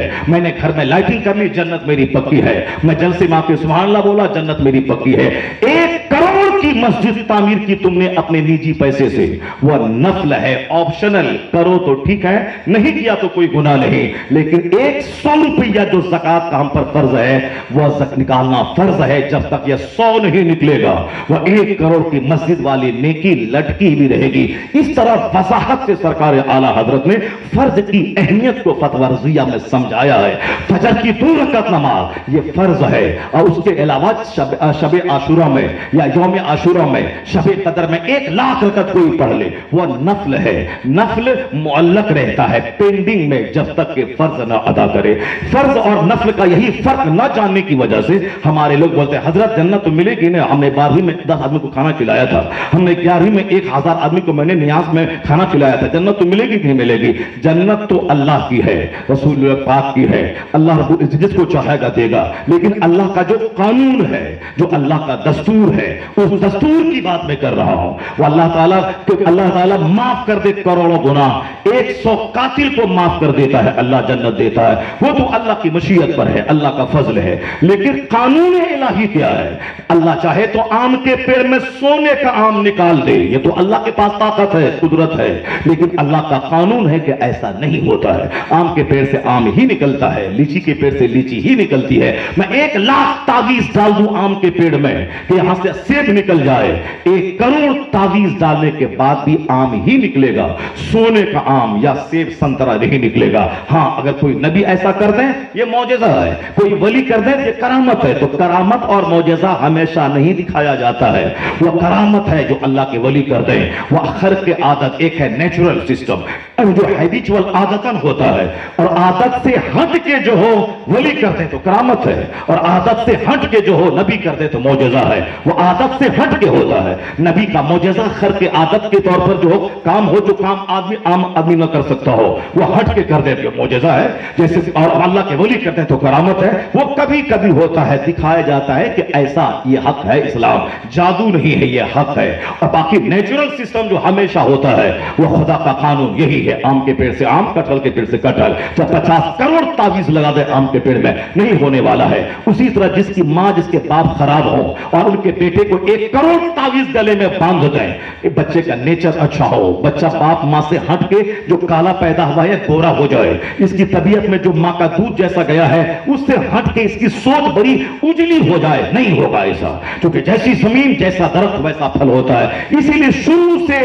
اچھی اولاد سماج کو دینے کے لیے ایک لمبی پلاننگ کرنی پڑتی ہے، یہ قانون قدرت کا فالو کرنا ہوا۔ تو اسی طرح فرض اور واجب کو بھی سمجھنا ہوگا کہ فرض کیا ہے، نفل کیا ہے، ورنہ 11ویں کا بکرا ذبح کیا، 50 آدمیوں کو کھانا کھلا دیا، اللہ تعالیٰ کو جنت دے دے گا، 4 بیٹی کو میں نے پالا ہے اللہ جنت دے دے گا۔ یہ ساری چیزیں فضیلتوں پہ مشتمل ہے، 4 بیٹی پالا یہ بھی نیکی کا ایک حصہ ہے، اللہ جنت دے گا۔ لیکن فرض اپنی حیثیت رکھتا ہے، جب واجب اپنی حیثیت رکھتا ہے، نفل اپنی جگہ ہے، فرض کو فرض سمجھنا ہوگا، نفل کو نفل سمجھنا ہوگا۔ تو فرض کے بغیر نفل بے جان ہے۔ 12ویں کا جلوس نکالنا، اپنے گھر کو لائٹنگ سے سجانا اور خوب ایک دن نکلنا آسان ہے، ہر 24-30 سال کے 360 دن کڑاکے کی سردی میں مسجد فجر میں جانا ہے آنا ہے، ظہر میں جانا ہے آنا ہے، عصر میں جانا ہے آنا ہے، مغرب عشاء میں جانا آنا ہے۔ مشکل کام ہے، مشکل کام کم آدمی کرتا ہے، اور ایک دن جلوس میں نکلنا ہے، یہ آسان کام ہے، ایک دن نکلنا نکل گیا۔ جلوس میں بریانی ملے گی، ٹھنڈا ملے گا، تھمس اپ ملے گا، کوکو کولا ملے گا، شربت، تو آرام سے نکل گیا، ایک دن گھوما گایا اور اپنا آ گیا، جنت ہماری پکی ہو گئی۔ اور جو ڈیلی فجر میں کڑاکے کی سردی میں جاتا آتا ہے، جو فجر میں جاتا آتا ہے، اس عصر میں جاتا آتا ہے، اس کا کیا ہوگا؟ اس کو کیا ہوگا؟ نماز فرض اعظم ہے، اور پھر فرض اعظم کو چھوڑ کے کچھ نہیں ملے گا، اور فرض اعظم کا چھوڑنا گناہ اعظم ہے۔ میں تو کہتا ہوں شراب پینے سے بھی بڑا گناہ ہے نماز چھوڑنا، کیونکہ 10 سال کوئی شراب پیا سچی توبہ کر لے پھر دوبارہ شراب کو آنکھ اٹھا کے نہ دیکھے اللہ معاف کر دے گا۔ لیکن معلوم ہے جو 10 سال نماز چھوڑا، نماز فرض بھی 15 سال میں، اب 25 سال میں نماز اسٹارٹ کیا، یا 10 سال کی نماز اس کے ذمہ قضا ہے۔ وہ جب 50 حج کیوں نہ کر لے، سارے علماء بتائیں گے کہ 10 سال کی نماز بطور قضا اس کو پڑھنا ہی پڑے گا، چاہے 50 حج کر لے، چاہے 50 کروڑ خیرات کر دے، مگر یہ 10 سال کی نماز جو اس کے ذمہ قضا ہے اس کو تو ادا کرنا پڑے گا۔ البتہ حج کرنے کے بعد اگر حج مقبول ہو گیا تو 10 سال جو نماز چھوڑا، یہ نماز قضا کرنے کا گناہ تو معاف ہو جائے گا، لیکن جو اصل نماز کی پونجی ہے اس کو تو ادا کرنا پڑے گا، وہ ذمہ سے ساقط نہیں ہوگی۔ اس معنی پر شراب پینے سے بڑا گناہ ہے نماز پنجگانہ چھوڑنا۔ اس لیے سرکار دو جہاں نے کہا تھا جب تیرے بچے کی عمر 7 سال ہو نماز کا حکم دے، مرو اولادکم بالصلاۃ وہم ابناء 7 سنین، جب بچے کی عمر 7 سال ہو نماز کا آدیش دے، وَاضْرِبُوهُمْ عَلَيْهَا، اس کو مارو، جب اس کی عمر 10 سال ہو جائے مار کے نمازی بناؤ، کیونکہ 10 سال میں نماز فرض ہوتی نہیں، لیکن جب مار کے نمازی بنا دے گا فرض ہونے سے پہلے ہی نماز کا عادی ہو جائے گا، اور جب نماز فرض ہوگی تو اس سے پہلے ہی وہ نماز کا عادی ہو چکا ہوگا، تاکہ دوبارہ جان بوجھ کر قضا کرنے کی بات کبھی سوچے گا نہیں۔ یہ ہے تربیت کرنے کا طریقہ۔ آج نمازی نہیں ہے، ایک دن کی تقریر سے کوئی انقلاب نہیں آئے گا، یہاں تو ہر ماں باپ صرف ایک حدیث پر عمل کر لے۔ حضور نے کہا 7 سال کا بچہ ہو زمین مکان خرید کے دو، 1 ایکڑ زمین دے دو، مکان بنا دو، یہ نہیں کہا مصطفیٰ نے، کہا جب بچے کی عمر 7 سال ہو نماز کا حکم دے، کبھی پڑھے گا کبھی چھوڑے گا، اور جب 10 سال کا حکم ہو اسے مار کے نمازی بنا۔ ایک حدیث پر دنیا کے سارے مسلمان ماں باپ عمل کر لیں، 11 سال کا کوئی بچہ دنیا میں بے نمازی نہیں ملے گا۔ اگر اس حدیث پاک پر عمل ہو جائے، اپنی جو ذمہ داری ہے اس پر تو عمل نہیں کرنا ہے، سب کچھ تھوپ دینا ہے مولانا پہ، ایسی تقریر کرو کہ سب نمازی بن جائیں، اپنے اوپر جو ایک مکان بنا کے دینا فرض نہیں ہے، 10 بیگھہ زمین خرید کے دینا فرض نہیں ہے۔ قیامت کے دن نہیں پوچھے گا اللہ تعالیٰ تم نے بچوں کو نوکری کیوں نہیں دلوایا، تم نے بچوں کو ڈاکٹر انجینئر کیوں نہیں بنوایا، یہ نہیں پوچھے گا تم نے اپنے بچوں کو کرائے کے مکان میں کیوں چھوڑ کے مر گیا، نہیں، اللہ کی قسم कसम ये सवाल नहीं होगा, मगर ये सवाल होगा कि तुमने अपने बच्चों को दीन सिखाया कि नहीं सिखाया, तुमने अपने बच्चों को इंसान बनाया कि नहीं बनाया। मा नहला वालिदुन वलदहु मिन नुहलिन अफज़ल मिन अदबिन हसन। मुस्तफा कहते हैं सबसे बेहतरीन गिफ्ट माँ बाप की तरफ से औलाद को जो मिलता है वो अच्छा अदब सिखा दे रहा है। आज जब अमेरिका के बच्चे बर्बाद होने लगे तब कहा पैसा कौड़ी नहीं, डिसिप्लिन। जब चाइना जापान के बच्चे ड्रग्स और शराब के आदी हो गए तब कहा कि दौलतें छोड़ के क्या करेगा जब बच्चा ही बिगड़ जाएगा। कुछ नहीं दौलत नहीं बल्कि डिसिप्लिन। हिंदुस्तान के मोदी जी कहते हैं कि पैसा कमाने की नौकरी मत नौकरी के लिए पढ़ाई मत करो, इंसान बनने के लिए पढ़ाई करो। पकौड़ा बेचो, जूता चप्पल सियो, चाय बेचो, मगर अच्छा इंसान बन के एजुकेशन हासिल करके। डिसिप्लिन सबसे बड़ी चीज है। जब बच्चे हाथ से निकलने लगे, शराबी ड्रग्स के आदि जब टके चोर बनने लगे तब अमेरिका से लेकर भारत तक चीखने लगा। पहले जो पैसे की बात करता था, बच्चा को मकान देना है, बच्चा को गाड़ी देनी है, बच्चा को मोहताज नहीं छोड़ना है। जब दौलतों की मौजूदगी में बच्चे शराबी और ड्रग्स के आदी और अय्याश हो गए। अब जब अय्याश होगा तो प्रोबेशनरी ऑफिसर कौन बनेगा, आईएएस ऑफिसर कौन बनेगा, 18 घंटे दिमाग जला के कौन पढ़ेगा, तो हर डिब्बा खाली होगा। तब अमेरिका चीख उठा, बच्चों की तरबियत की किताबें लिखवा रहा है, बड़े बड़े माहिरीन से बच्चों औलाद की तरबियत की किताबें लिखवाता है, उसको स्कूल में सिलेबस में दाखिल फरमाता है। जब औलाद नस्लें तबाह होने लगी तब नींद टूटी है कि दौलत मकान बाद में, पहले एजुकेशन, पहले शिक्षा।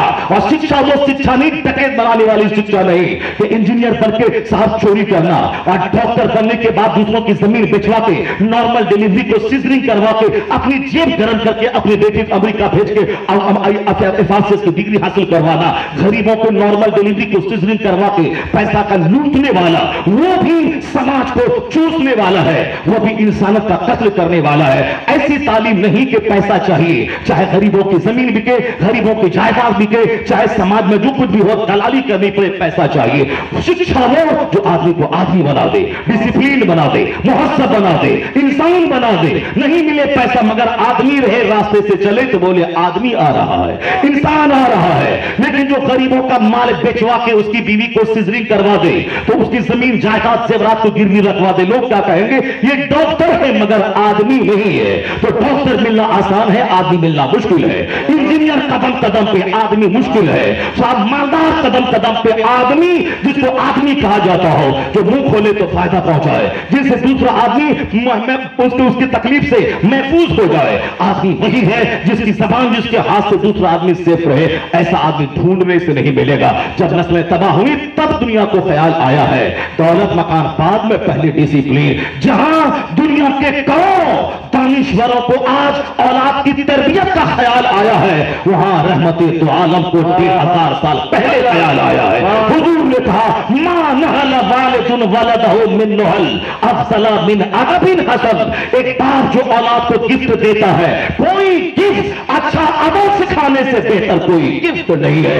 जहां करोड़ों दानिश्वर की नजर आज गई, वहां मुस्तफा की नजर 1000 साल पहले गई है। हुजूर की बात सबसे ज्यादा मजबूत है। कौन है जो मुस्तफा से बड़ा हो सके, कौन है जो आकाए दो जहां से बड़ा हो सके। बात मेरी इतनी तवील हो गई मगर चूंकि जमीन से लगी हुई, हर घर से लगी हुई, हर आदमी की शख्सियत से लगी हुई बातें थी, इसे मैंने आप तक पहुंचा दी। अब मैं आपसे कहना चाहता हूं किस कदर सरकारें दो जहां बातों पे आज दुनिया भर में तहकीकात हो रही। मैं 3-4 बातें करना चाहता था मगर मैं सिर्फ एक बात पे फिर गुफ्तगू में खत्म करता हूं। ये कलवा क्या जाने कि मुस्तफा कौन है। सरकारें दो जहां का हुस्न लाजवाब, सरकारें दो जहां की पर्सनैलिटी लाजवाब, उनका अखलाक, उनका किरदार सब कुछ लाजवाब। आदमी को पढ़ना चाहिए। जब सरकारें दो जहां का हुस्न का जवाब नहीं, हुजूर की तालीमात का जवाब नहीं। डॉक्टर मेगाट्रिक तेजस्वी वह थाईलैंड यूनिवर्सिटी के प्रोफेसर हैं, थाईलैंड यूनिवर्सिटी के प्रोफेसर हैं। उन्होंने तहकीक की कि मैंने साइंस का चैप्टर पढ़ा है, जिस चैप्टर पे आज तक किसी ने काम नहीं किया है, मैं उसको टच करके उसमें एक अद्भुत काम करना चाहता हूं। क्योंकि वैज्ञानिकों का काम होता है नई नई तकलीफ देना, नई नई तहकीक करना। वो तो हमारे लोगों का होता है कि उसने मदरसा खोला है तो मैं भी बगल मदरसा खोल लूं, उसने ग्रोसरी की दुकान खोली है मैं भी बाजू में दुकान खोल दूं। मगर वैज्ञानिकों की दुनिया अलग होती है। वैज्ञानिक कहते हैं इसने आंख पे काम किया है तो मैं काम नहीं करूंगा, उसने पेट पे काम किया है तो मैं नहीं करूंगा, उसने साथ इंटेस्टाइन पे काम किया है तो मैं नहीं करूंगा, उसने पांव पे काम किया है तो मैं नहीं करूंगा। जिस पे कोई काम ना किया हो वो काम मैं करूंगा। उसने हवाई जहाज दिया है, उसने साहब 3 व्हीलर्स दिए हैं, उसने इंजन दिया है, उसने समंदर में और किस तरह से 3-3 महीने रहे ऑक्सीजन के तौर पर, तो उस वहां कैसे हम जिंदा रहें उस पे हम काम करें। वैज्ञानिकों की दुनिया बड़ी वसी होती है, छोटा सा चीप कंप्यूटर होता है, सारी दुनिया की बातें उसमें जमा होती है। यानी विज्ञान कंप्यूटर एक वसी दुनिया है। उस थाईलैंड के वैज्ञानिक ने मेगाटेक तेजासन जी ने कहा कि जिस चैप्टर पे आज तक काम नहीं हुआ है वो काम मैं करूंगा। यानी उसने अपने हिसाब से गौर और फिक्र करके देखा कि जिस जमीन पे कोई वैज्ञानिक काम नहीं किया वो है दर्द का एहसास कहां होता है, फीलिंग ऑफ पेन। हमारे लिए कोई बहुत बड़ी बात नहीं है मगर वैज्ञानिकों के लिए बहुत बड़ी बात है। आंख की पलक क्या है, आंख का टेम्परेचर कैसा होता है, आंख में भी एक बड़ी हजारों दुनिया है, इसके भी अलग अलग स्पेशलिस्ट होते हैं, दांत के भी अलग अलग स्पेशलिस्ट होते हैं, ब्रेन में कितनी हजार कितने लाख रगें हैं, सब स्पेशलिस्ट अलग अलग होते हैं। हमारे नजदीक कोई बात नहीं है मगर जरा देखें वो वैज्ञानिक क्या बोलता है कि दर्द का एहसास चमड़े में होता है या हड्डी में होता है या गोश्त में होता है, कहां होता है, फीलिंग ऑफ पेन। विज्ञान कहते हैं knowledge obtained by observation and experiment. Doctor मेगाटेक तेजासन वो मजहबन वो बौद्ध धर्म का या क्रिश्चियन है या बेदीन है, सेकुलर है, मजहब से कोई मतलब नहीं। उन्होंने रिसर्च किया, तहकीक की, वहां के बड़ी यूनिवर्सिटी के प्रोफेसर बन गए। अपने हिसाब से प्रोफेसर बनने के बाद तहकीक नहीं छोड़ते हैं वैज्ञानिक, मरते दम तक नया काम करना चाहते हैं। वो तो हम मौलवी बिरादरी हमारी है, दस्तारबंदी सर पे आ गई वो कुरान पढ़ना छोड़ देते हैं। मैं तो इसीलिए रमजान के दिन में रात दिन मेहनत करते हैं और जब तरावी सुनाते हैं तो आगे पीछे 50 बार करते हैं। पीछे वाले मुक्तदी को बड़ी बोर फीलिंग होती है, ये बंदा का याददाश्त से कमजोर है, हटाओ इसको दूसरे हाफिज को लाओ। क्योंकि सब दिन मेहनत नहीं करते। जो रोजाना 5 पारे कंटिन्यू पढ़ने का आदी हो वो रमजान में खाए मस्त होके सोए और इबादत करे, दरूद पढ़े और वो बिल्कुल जी भर के मेहराब में कुरान सुनाए। बस फिर वो रिपीटेशन नहीं करेगा, आगे पीछे नहीं दौड़ेगा 5 बार, बल्कि वो बिल्कुल मस्त होके पढ़ाएगा। जो डेली पढ़ेगा अपनी जिंदगी में दाखिल कर लेगा। रोजाना के बारात आए बेटी की या जनाजा निकले बेटे का, मगर उसको 5 पारा कुरान पढ़ना ही पढ़ना है। फिर उस हाफिज का मुकाबला कोई नहीं कर पाएगा। और फिर वो हाफिज जो कुल्लु हाफिज़ जाहिलुन का जो एक उस पर लगा हुआ है तमगा कि हर हाफिज जाहिल होता है, और जो कुरान पढ़ लिया तरावी सुना रहा अपना काम करने लगा वो तो जाहिल ही रहेगा। वो क्या जाने कि सूरह फातिहा के अंदर क्या है, वो क्या जाने owner of the day of judgement कौन है, वो क्या जाने कुरान पाक में जिंदगी गुजारने का नुस्खा क्या दिया गया है। वो कुरान पढ़ेगा मगर कुछ नहीं जानेगा कि व्हाट कुरान सेज, वो नहीं जानेगा। इसलिए इस जो उसके ऊपर में एक इल्जाम है, इस इल्जाम को दूर करने के लिए अगर वो मदरसे में नहीं पढ़ता है, मत पढ़े मदरसे में। रोजाना 3 घंटे अपने घर में वो कानून शरीयत की स्टडी करे, बहारी शरीयत की स्टडी करे, सीरत मुस्तफा स्टडी करे। वो हाफिज भी होगा और अल्हम्दुलिल्लाह इस्लाम के कवानीन का जानकार भी हो जाएगा। अब वो जाहिलों की तरह नहीं रहेगा। जो बहारी शरीयत कंप्लीट 20 चीजों को पढ़ ले वह मीनी आलिम बन जाएगा। मीनी नहीं, आजकल की तारीख में वो अच्छा आलिम बन जाएगा। कोई जरूरी नहीं है कि अरबी जबान पे वह दस्तरस हासिल कर ले। जिसको मुज्तहिद बनना है, जिसको ग्रामर के हिसाब से 7 बाल से खाल निकाली है, वो पढ़े फाला क्या है, वो इसमिया क्या है साहब, वो फेलिया क्या है, वो पढ़े ज़रबा ज़ैदुन अमर कौन फेल है, कौन फाइल है, कौन मफूल है, वो सोहरा कुबरा करता रहे। जिसको नफ्से मसला सीखना है तो वुज़ू में 4 चीजें फर्ज है, हाथ धोना, चेहरे का धोना और साहब चौथाई सर का मसह करना, पाँव धोना। वो तो उर्दू में बाहर से पढ़ के वो जान लिया। इसी को वो नूरुल इज़ा में पढ़ेगा, इसी को वो सूरह बक़रा में पढ़ेगा, इसी को कुदरी में पढ़ेगा, इसी को हिदायत में पढ़ेगा, इसी को बड़ी बड़ी किताबों में पढ़ेगा।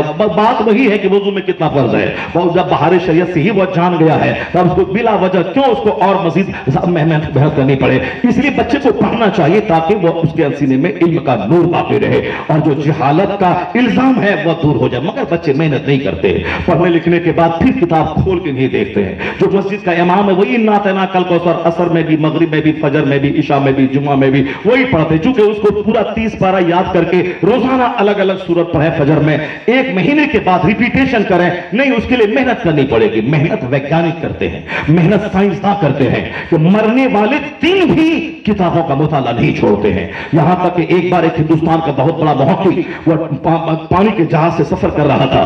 उन्होंने कहा कि एक बहुत बड़ा दानिश्वर है मगरिब का, जिसकी किताबें वो पढ़ा करता था पहले से, बहुत बड़ा वैज्ञानिक है, तो वो भी उसी पानी के जहाज पे सवार था। तो देखा कि जहाज खतरे में आ गया, तूफान आया, जहाज हिलने लगा, अब मौत दिखाई पड़ने लगी। कप्तान ने सारे लोगों को वार्निंग दे दी, सायरन बजने लगा, यानी अब कश्ती डूब जाएगी, सारे लोग मर जाएंगे। इस कदर जबरदस्त तेज समंदरी तूफान की जद में कश्ती आ गई। तो ये हिंदुस्तान का मुहक्किक सोचा, इतना बड़ा नफ्सियात का माहिर, साइकोलॉजिस्ट, फिलोसोफर, वो देखें इस संकट की घड़ी में क्या कर रहा है। वो जब उसके कमरे में जाके देखा तो देखा वो किताब पढ़ रहा है। सारे लोग चीख रहे हैं, चिल्ला रहे हैं, मौत को याद कर रहे, कोई अब मौत आ जाएगी सामने। इन्होंने हिंदुस्तानी आलिम ने पूछा कि इस वक्त सारे लोग चीख रहे हैं और सामने मौत खड़ी है और आप किताब पढ़ रहे हैं? कहा हाँ हाँ, इसीलिए तो किताब पढ़ रहा हूं कि जब तक मरा नहीं हूं, 5 मिनट का जो टाइम बचा है, तो उसमें 5 मिनट में कोई बात तो सीख लूं, नई बात। अल्लाह समझ, इस 5 मिनट में नई बात तो सीख लूं। यह है मुताला करने वाला, तब न उनकी बात से करोड़ों की जिंदगी को रोशनी मिलती है, करोड़ों लोग उनकी जिंदगी से नूर हासिल करते हैं। इस स्टडी पढ़ने के जमाने में सिर्फ पढ़ने का सलीका मालूम होता है और असल में इल्म दस्तारबंदी के बाद बंदा हासिल करता है। ये वैज्ञानिकों से सीखे कि मरने के दिन भी किस कदर वो किताबों का मुताला करते हैं। मेगाटे तेजासन जी, उन्होंने रिसर्च करते करते एक नई तहकीक दुनिया को दी कि दर्द का एहसास चमड़े में होता है, हड्डी में नहीं, गोश्त में नहीं। उन्होंने बासाबता उसको साबित करने के लिए किताब लिखी। इस किताब का मुताला कर लें, तजर्बा, तहकीक, ऑब्जर्वेशन, एक्सपेरिमेंट के बाद उन्होंने उस किताब को लिखा। दुनिया भर में चर्चा हुआ, क्योंकि उस तरफ किसी की तवज्जो नहीं गई थी, उसने तवज्जो दिलाई, वाहवाही होने लगी। हर साल 2 साल के बाद वक्फे वक्फे से सऊदी अरब में, कभी मिस्र में, काहिरा में एक वहां मतलब कॉन्फ्रेंस होती है, जिस कॉन्फ्रेंस में इस्लामियात पर जदीद साइंस का तकाबुल होता है ताकि इस्लाम के कवानीन को लोगों के सामने इसकी अहमियत को बिठाया जाए। वहां दुनिया भर के स्कॉलर्स आए, सबों ने अपनी अपनी बात की, इस्लामियात के माहिरीन ने अपनी बात की। मेगाटे तेजासन जी ने अपनी तहकीक सुनाई। मैंने एक नया अजूबा काम किया है, यह है कि दर्द का एहसास चमड़े में होता है। उन्होंने अपनी बात मुकम्मल कर ली, उनको दाद दिया गया। एक इस्लामिक स्कॉलर खड़े होकर कहता है, मैं इनकी मेहनत को दाद देता हूं, इन्होंने मेहनत करके दुनिया को नई हकीकत से रूशनास कराया। मगर मैं कुरान करीम की एक आयत पढ़ता हूं, उस आयत को गौर से सारे लोग सुने। चुनांचे इस्लामिक स्कॉलर ने बताया कि कुरान का काम है, हिदायत की किताब है, वो बहस आखिरत से ज्यादा कुरान करता है। इंसान कैसे नेक बने, जन्नती बने, मोमिन बने, उस पर बहस करता है। मगर उसी नुक्ते में जो साइंसी पॉइंट्स पे जो रोशनी पड़ती है, उसकी तरफ मैं आपकी तवज्जो को खींचना चाहता हूं। अल्लाह फरमाता है, वल्लज़ीना कफरू बिआयातिना, जिसने हमारी आयतों को मानने से इनकार किया, सौफ नुस्लिहिम नारा, हम उसे आग में जलाएंगे। कुल्लमा नदिजत जुलूदुहुम, जब उनका चमड़ा गल जाएगा, बदलनाहुम जुलूदन गैरहा, उस चमड़ी की जगह नई खाल पैदा कर देंगे। लियज़ूकुल अज़ाब, ताकि वह दर्द का मजा चखे, अज़ाब का मजा चखे। यानी जहन्नमी काफिरों को जब जहन्नम में जलाया जाएगा, उसकी खाल गलेगी, फिर दूसरी खाल पैदा कर दी जाएगी ताकि वह अज़ाब का मजा चखता रहे। खाल गलेगी, फिर नई खाल, खाल गलेगी, फिर नई खाल। कहा कि इस आयत करीमा में न हड्डी की बात हुई है, न गोश्त की बात हुई है, दर्द का मजा चखाने के लिए चमड़ा की तब्दीली की बात हुई है। यह इस बात की दलील है कि दर्द का एहसास, फीलिंग ऑफ पेन चमड़े में होता है। जब मेगाटे तेजासन जी ने जब ये बात सुनी, उसके पांव तले की जमीन खिसक गई। दुनिया का एक बड़ा मुहक्किक, एक बड़ा वैज्ञानिक, थाईलैंड यूनिवर्सिटी का प्रोफेसर, वो कहता है, जब मेरे से पहले किसी ने इस पॉइंट की तरफ दुनिया की तवज्जो नहीं की थी, मैं पहला आदमी हूं जिसने दुनिया को बताया है कि दर्द का एहसास चमड़े में होता है। लेकिन अगर यही पॉइंट पुराने करीम में 1400 साल पहले से जब नाज़िल हुई किताब उसमें मौजूद है, यह इस बात की दलील है कि मेरी फिक्र आज की है, मगर ये फिक्र पहले से ही कुरान ने दिया है। तो कुरान किसी बंदे की किताब हो ही नहीं सकती है, क्योंकि मैं पहला बंदा हूं जो इस पर मैं काम किया हूं। अगर यही पॉइंट मौजूद है, ये किताब रहमान की किताब है, खालिक कायनात की किताब है, तो दुनिया गवाह है कि सच्चाई अब मेरी निगाहों के सामने आ गई है। अब मैं कहता हूं कि मुस्तफा लाजवाब, मेरा खुदा लाजवाब, कुरान लाजवाब, वो कलमा पढ़ा ला इलाहा इल्लल्लाह तो शर्फ इस्लाम हो जाता है। ये कलमा को बता दे, नबी को गाली देने से क्या होगा, मुसलमानों की मिटाने की बात करने से क्या होगा। इल्म बढ़ने दे, साइंस बढ़ती जाएगी, फिजिक्स की तालीम बढ़ती जाएगी, मुस्तफा के गुलामों की तादाद में इजाफा होता चला जाएगा, यहां तक कि वो दिन आएगा, ला यब्का अला सहरिल अर्द बैत मदनी वाला खबर इल्ला अदखलहुल्लाहु कलिमतुल इस्लाम। तुम मायूस और नर्वस है कि इस्लाम का दायरा सिमट जाएगा। हुजूर कहते हैं कोई पक्का कच्चा घर नहीं बचेगा, मगर वहां अल्लाह इस्लाम اسلام کا کلمہ داخل فرما دے گا.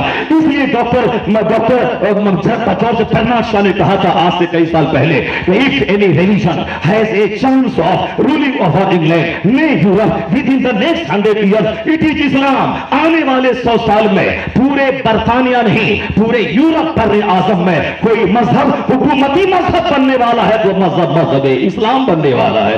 اس لیے دنیا کے ہر گھر میں, دنیا کے ہر کچے پکے گھر میں, ہر درختوں کے پاس اسلام پہنچے گا. جب اسلام پہنچے گا تو پھر مایوس کیوں, تم اپنا کام کر, نماز پڑھ, روزہ رکھ, حج فرائض و واجبات کی پابندی کر, اخلاقیات کو سیکھ, اچھا انسان بن کے مر جا تاکہ مصطفیٰ کی شفاعت ملے اور جنت میں داخلہ ملے. اسلام کے تعلق سے بدگمان ہونے کی کوئی ضرورت نہیں, زیادہ ٹینشن لے مول لینے کی کوئی ضرورت نہیں. اسلام اللہ کا پسندیدہ مذہب ہے. اللہ کو کسی سے کوئی خطرہ نہیں, کوئی دوسرا خدا ہے نہیں کہ اللہ کو اس سے ڈر لگے. اللہ وحدہ لا شریک ہے, کسی سے کوئی ڈر نہیں خدا کو. جب اللہ کو کوئی خطرہ نہیں ہے تو اللہ کے پسندیدہ مذہب اسلام کو بھی کوئی خطرہ نہیں ہے. اس لیے آنے والے دن میں کچھ رہے نہ رہے, کرسچینٹی رہے نہ رہے, جوز رہے نہ رہے, کچھ بھی نہیں رہے, کوئی دل باقی رہے گا, نہ چمن رہ جائے گا, پر رسول اللہ کا دین حسن رہ جائے گا. اسلام رہے گا, سنیت رہے گی, اسلام کا چرچا رہے گا. ورفعنا لک ذکرک کا تماشا دنیا دیکھے گی. علم جتنا شباب پہ چڑھتا چلا جائے گا, اتنی ہی چاروں طرف مصطفیٰ کی عظمت کے گیت گاتے چلے جائیں گے. ورفعنا لک ذکرک کا تماشا یہی ہے کہ دنیا ترقی کرتی جائے گی, حضور کا چرچا ہوتا جائے گا. حضور اکیلے تھے, محمد ابن عبداللہ, 4 آدمی نے کلمہ پڑھا, مصیبت بڑھی, دشمنی بڑھی, 40,000 نے کلمہ پڑھا, پھر دشمنی بڑھی, 4 لاکھ نے کلمہ پڑھا, پھر دشمنی بڑھی, 4 کروڑ نے کلمہ پڑھا, پھر دشمنی بڑھی, 50 کروڑ نے کلمہ پڑھا. دشمنی بڑھتی گئی, اضافہ ہوتا گیا. کوئی بتا تو دے کہ 1500 سال کے اندر میں دشمنی بڑھی کافروں کی تو 1 کروڑ سے گھٹ کے 50 لاکھ مسلمان ہو گئے, 50 لاکھ سے گھٹ کے 25 لاکھ ہو گئے. نہیں, 4 لوگوں نے کلمہ پڑھا تھا اور آج 200 کروڑ نام کے ساتھ لفظ محمد جڑا ہوا ہے. محمد عبداللہ, محمد صبر, محمد قمر, محمد فلاں, محمد فلاں, یا 200 کروڑ محمدی فوج دنیا میں ہے. کیا مطلب؟ مصیبت بڑھتی جاتی ہے, مسلمان غلاموں کی تعداد میں اضافہ ہوتا جاتا ہے. تو آج جو سنکٹ ہے بڑھنے دے اور بڑھنے دے. اگر 200 کروڑ ہے تو سنکٹ بڑھے گا, 250 کروڑ کی تعداد میں محمدی فوج بڑھتی چلی جائے گی. ہے نور خدا کفر کی حرکت پہ خندزن, پھونکوں سے چراغ بجھایا نہ جائے. هو الذی ارسل رسولہ بالہدی ودین الحق لیظہرہ علی الدین کلہ. وہ اللہ ہے جس نے اپنے رسول کو ہدایت اور دین حق کے ساتھ بھیجا ہے تاکہ اس مذہب کو سارے مذاہب پہ غالب فرما دے. اسلام مغلوب ہونے نہیں آیا ہے, غالب ہونے آیا ہے. مسلمان مغلوب ہونے نہیں, غالب ہونے آیا ہے. البتہ نیچرل سسٹم سے کام کرتا رہے بندہ. میں نے اپنی زندگی کے تعلق سے, اپنے گھر بار کو سنبھالنے کے تعلق سے, اولاد آنے والی نسلوں کو اچھا بنانے کے تعلق سے ہوائی فائرنگ نہیں, لگتی ہوئی باتیں جو سچی باتیں ہیں, جو بات اسلام جس پہ زور دیتا ہے, وہ باتیں میں نے آپ تک پہنچائی ہیں تاکہ تنہائی میں بیٹھ کر اس پہ سوچیں, غور کریں اور سرکار دو جہاں کی زندگی سے نور حاصل کریں. سارے لوگ روشن ہو رہے ہیں, آپ بھی روشن ہو جائیں. اعلیٰ حضرت کی زبان میں بولیں, چمک تجھ سے پاتے ہیں سب پانے والے, میرا دل بھی چمکا چمکانے. اللہ تبارک و تعالی ہم کو اور آپ کو سبوں کو سرکار کی سیرت پڑھنے, سرکار کی زندگی سے روشنی حاصل کرنے کی توفیق عطا فرمائے. آمین. وآخر دعوانا ان الحمد للہ.